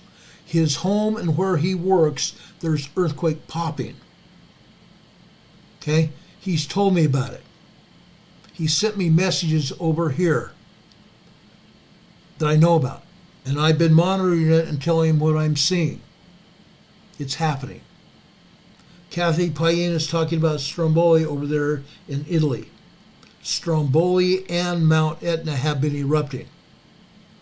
Okay? Sign Digger says, did you see the eruptions in the South Pacific plumes of SO2 in the atmosphere? Then it goes away, middle of the ocean. Yes. Yes, I've seen it. Kathy Payen says that's why she has an allergic reaction to sulfur. That's what I have as well. Jacqueline says, Ron, doesn't sulfur dioxide rise from the rock being pulled apart like along fault lines? Yes. Yes, that happens. Okay? Again, everyone, important for all of you to share what we're seeing, what we're talking about. Yesterday, because we broadcast off our computer here, yesterday we had 1,300 views here on our program. Usually when we broadcasted on our cell phone, guess what? We had 3,000 to 4,000 people that viewed our program. Maybe I ought to start broadcasting on my telephone again to get some real numbers of exactly what's going on. Maybe I need to do that again. A lot of people need to know what's going on. We want to save lives here. We want to save lives.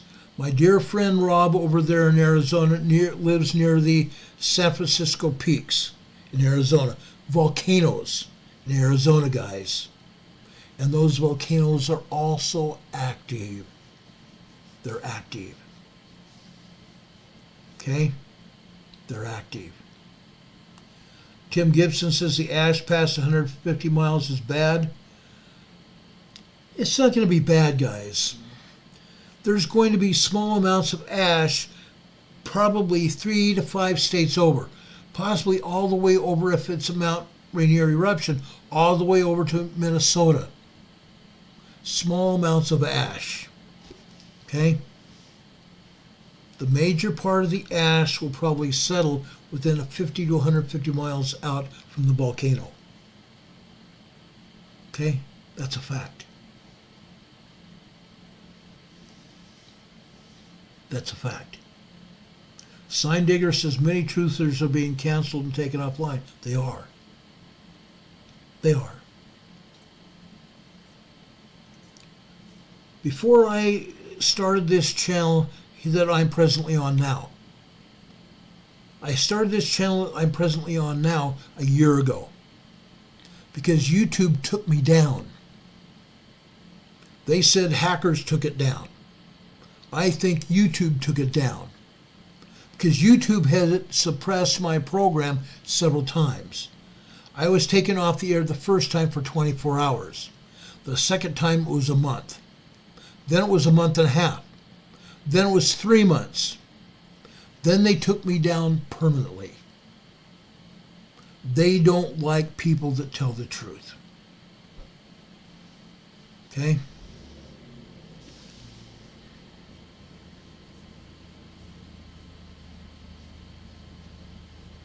Kathy Payenis said here in the chat, she says, I don't think it's because of their place on Earth when it goes bad. Talking about a volcanic eruption.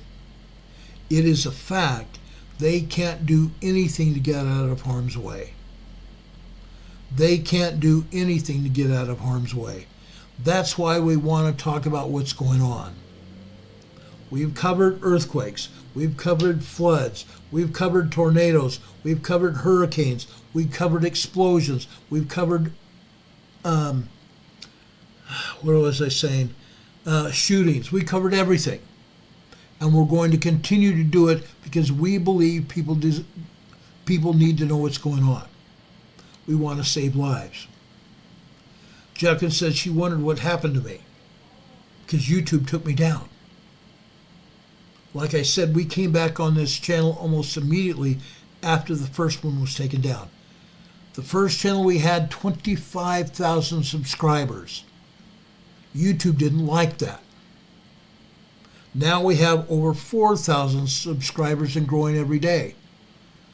I hope by the end of this month we can get up to 5,000 subscribers and grow like 1,000 people a month or a month and a half. That's my goal. I hope it happens. Because the more subscribers we get, the more people we're reaching. We're getting the message out about emergency preparedness. That's true. We have 127 people that have given us thumbs up. If any of you appreciate anything we've done for you tonight, please give us a thumbs up and also share with all your family, your extended family, your neighbors, your friends, your social media contacts, and even the people you work with. Everybody desires and needs to know what's going on. So please do that. Bridget says, thank you for you are back. Yes, I'm back. I'm not going away. I'm going to tell you again, like I said a few weeks ago, if anything happens to me here, I will be going over to Rumble immediately. If they take me down here, I will be on Rumble within hours.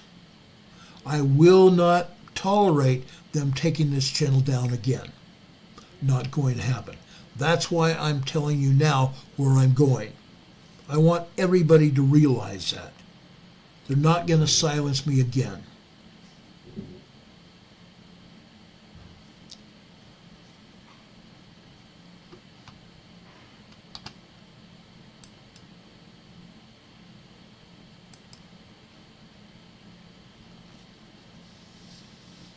Jacqueline, I remove you because of your activity in that message.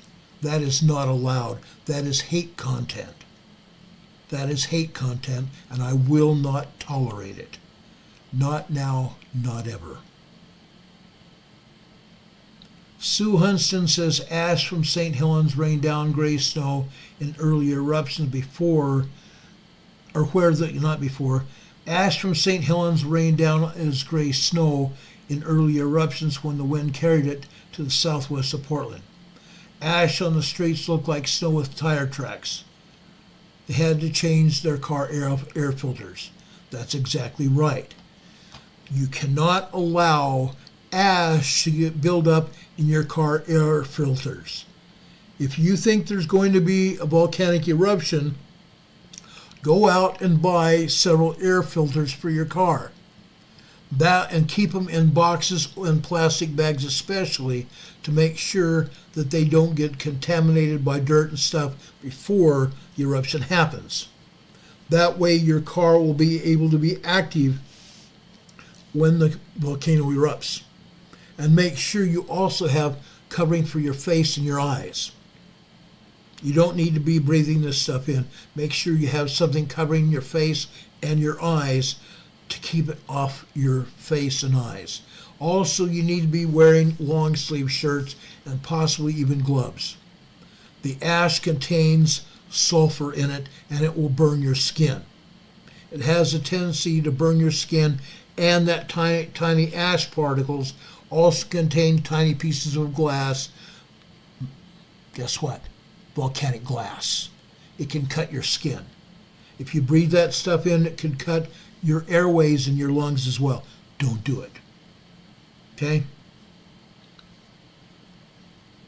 Do not mention any YouTube channels or any other websites without my permission. Do not do it, because your chat will be taken off. I don't allow it.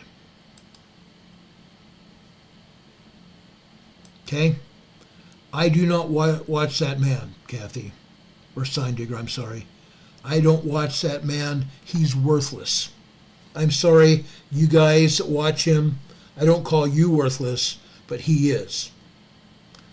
He said 5 years ago that he was going off the air, not coming back. He told his viewers, including me, who was in the chat with him, that he was going off the air and leaving and not coming back. I believed enough in what he was doing to come on the air myself, and I've been on the air for 5 years now. Yesterday was my 5-year anniversary. I will never watch that man again. Now he acts like he's strung out on meth or heroin or drunk. He has actually extorted money from people, buying a solar system for his home and also buying other things for he and his wife. He's taken people's money. He's taken fundraisers to get people's money. Buying a solar system so he can have his home off-grid.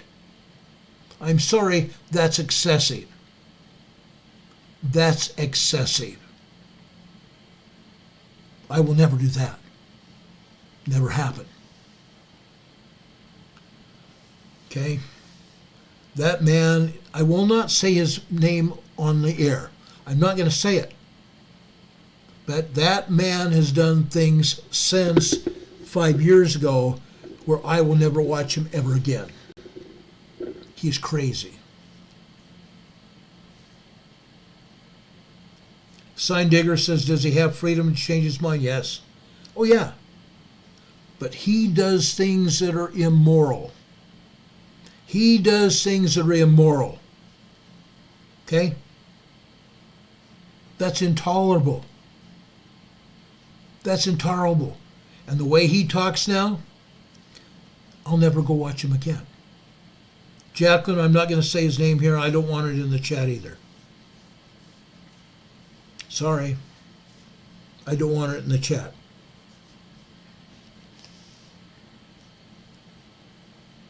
No, such unforgiving spirit, that has nothing to do with it. That absolutely has nothing to do with it. I do have a forgiving spirit. But sometimes he acts like he's drunk, or sometimes he acts like he's high on meth. That is not what I'm going to tolerate. Period. Not going to happen. Not going to happen now. Not going to happen ever. I'm going to tell you this. I'm not trying to pat myself on the back, but I do just as good a job or better than he ever did. And I'm not trying to extort money out of anybody. Yes, I have PayPal put up here so people can help contribute to my program to keep this program on the air. I do that. There are people that have contributed money to keep a computer running so I can meet with you here on the air. And I'm doing it. I will continue to keep this program on the air because I believe in all of you.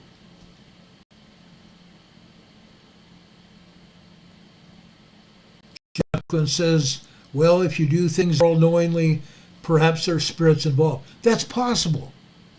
That's possible.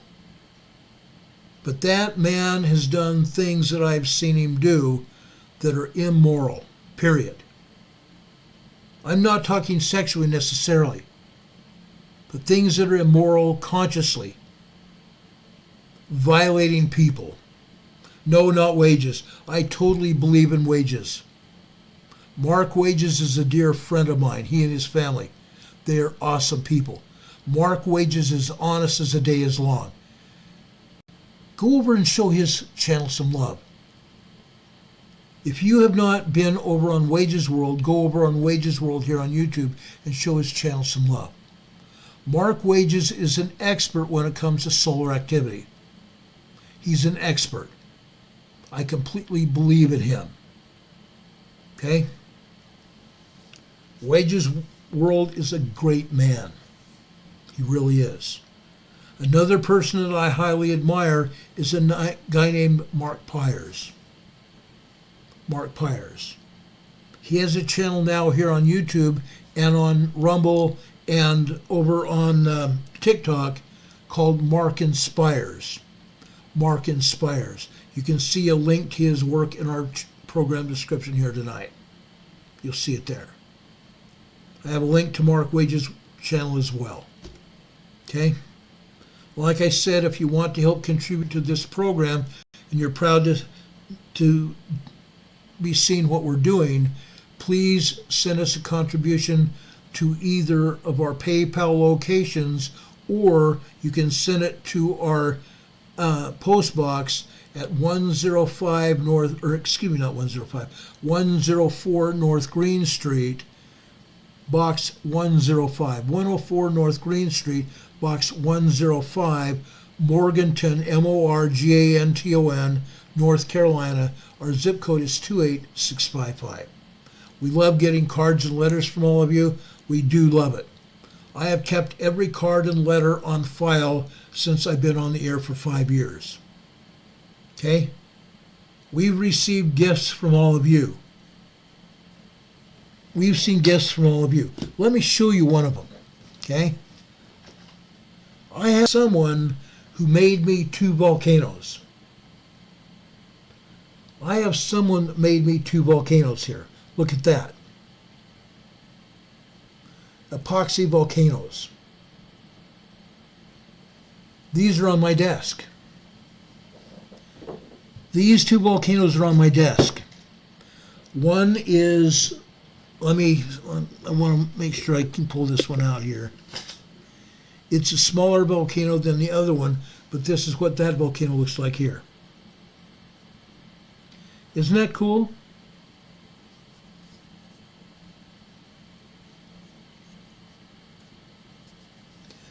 I had one of our viewers from San Francisco that helped me reestablish my rock collection.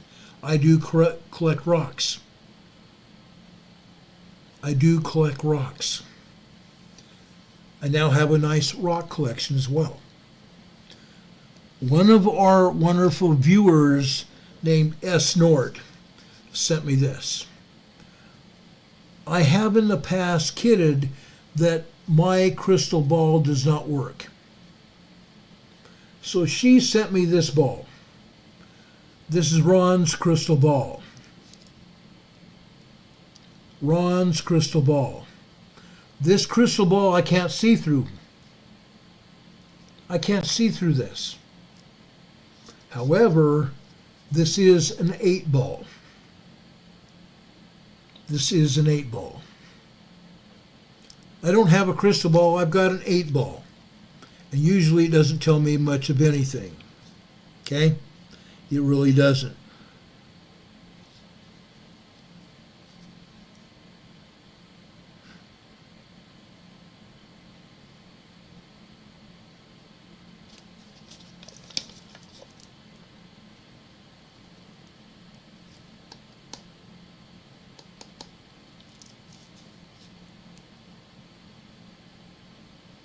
I guess I've got some bubbles in it because it's not telling me. It's got bubbles in the way of the little message thing here. Anyway, S-Nort sent me that. I've had many other things that people sent me. I had a great lady from over in Nevada that sent me this. This is a water purification device. See the the filter down here? I can put water here, it gets filtered through a filter, and I can drink it here completely purified. She sent me that. I have a lot of other things that people sent me, which I appreciate. I love getting cards and letters and donations stuck in the middle of the cards and letters. That's safe to do. Okay? I appreciate all of you being here with us. Jacqueline says, I need a tribe. Well, guess what? You have your tribe. I am here for all of you, each and every one of you. Grace for purposes, gifts of love and friendship. Absolutely right. Now, folks, Jacqueline says, I'd love to see your stones too. Maybe I'll break out my rock collection and show it to you. We've been on the air now over 2.5, almost 3 hours. I need to close this out here. Every time we get through this broadcast, I try to share knowledge with you because I believe in you. I try to share spiritual knowledge as well, based on the fact that you and I have that knowledge and we can help each other. That's what's important. We can help each other. Anyway, at the end of every program, I do that because, like I said, I believe in you. I love Jesus Christ. I've said that on many occasions. Every night after a broadcast, I've shared that information. I believe in you. One of the things that I try to share with people are thoughts and messages that might inspire you. Dieter F. Uchtdorf said, I promise you that as you lift up those around you, the Lord God, the creator of the universe, will lift you up. I promise you that as you lift those around you, the Lord God, the creator of the universe, will lift you up as well. Absolutely. In the scriptures, this time in Luke. This is Luke chapter 4, starting in verse 18. The Spirit of the Lord is upon me because he hath anointed me to preach the gospel to the poor. He hath sent me to heal the brokenhearted, to preach deliverance to the captives, and recovering the sight to the blind, and to set liberty them that are bruised, to preach the acceptable year of the Lord. And he closed the book, and he gave it again to the minister and sat down. And the eyes of all them that were in the synagogue were fastened on him. And he began to say unto them, This is a day, this scripture fulfilled in your ears. This day is this scripture filled in your ears. Remember that one. Remember that one. Today, this scripture is filled in your ears. The Lord loves us. The Lord wants us to hear his message. I'm here for all of you. I love you. All I am asking now is for all of you to lift someone else up. Because when you do that, the Lord God of this universe will also lift you up. Now, I'm not doing this just for the Lord to lift me up. I'm doing this to help each one of you. The Lord loves you. He loves you. I know that. He has blessed me in my life and my wife's lives and our family's lives for a very long time. He's blessed us, and he continues to bless us. He honors me with his presence. He's given me revelation as he can give you personal revelation for you and your family. I know that. Please share this message with everybody that you can see. Please do that, please. I would appreciate it, and I know the Lord would appreciate it as well. May God bless you. May God be with you. If anything else happens today or tonight, we will be coming back on the air just as soon as we get hold of the information. We always do that.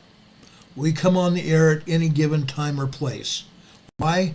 Because things happen that people need to know about. We want to save people's lives. That's the whole purpose of Emergency Management Associates. We will be back on the air if nothing else big happens. We'll be back on the air tomorrow evening, sometime after 6 p.m. We will talk about the earthquakes and everything down in the South and Western Pacific. We'll be talking about earthquakes around the world or anything else that happens. But the fact of the matter is this. We will be on the air. We will be talking about emergency preparedness. Fridays are Preparedness Fridays. That's what we call them. So I will be back here tomorrow evening to talk about things that have happened and also talk about emergency preparedness. So please be here and tell your family, your friends, and everybody that we're going to be here so they can join us and partake of what we have for you. And also remember, we are here for you and here for everybody. We're here for the word of the Lord. May God bless you. May God be with you this day and always. Have a good night, everybody. Much love. Take care. I love you all. Thank you, mods and everyone here. I have not been able to leave messages after our program in the chat because somehow our keyboard got taken offline. Now it's back. I'll leave you a message in a few minutes. God be with you until we meet again. Have a good night, everybody. Demon Catman says a 4.5 earthquake hit in Northern California a few minutes ago. Thanks, Demon Catman. Dean, I love you too. God be with you till we meet again. Have a good night, everybody. Much love. Take care.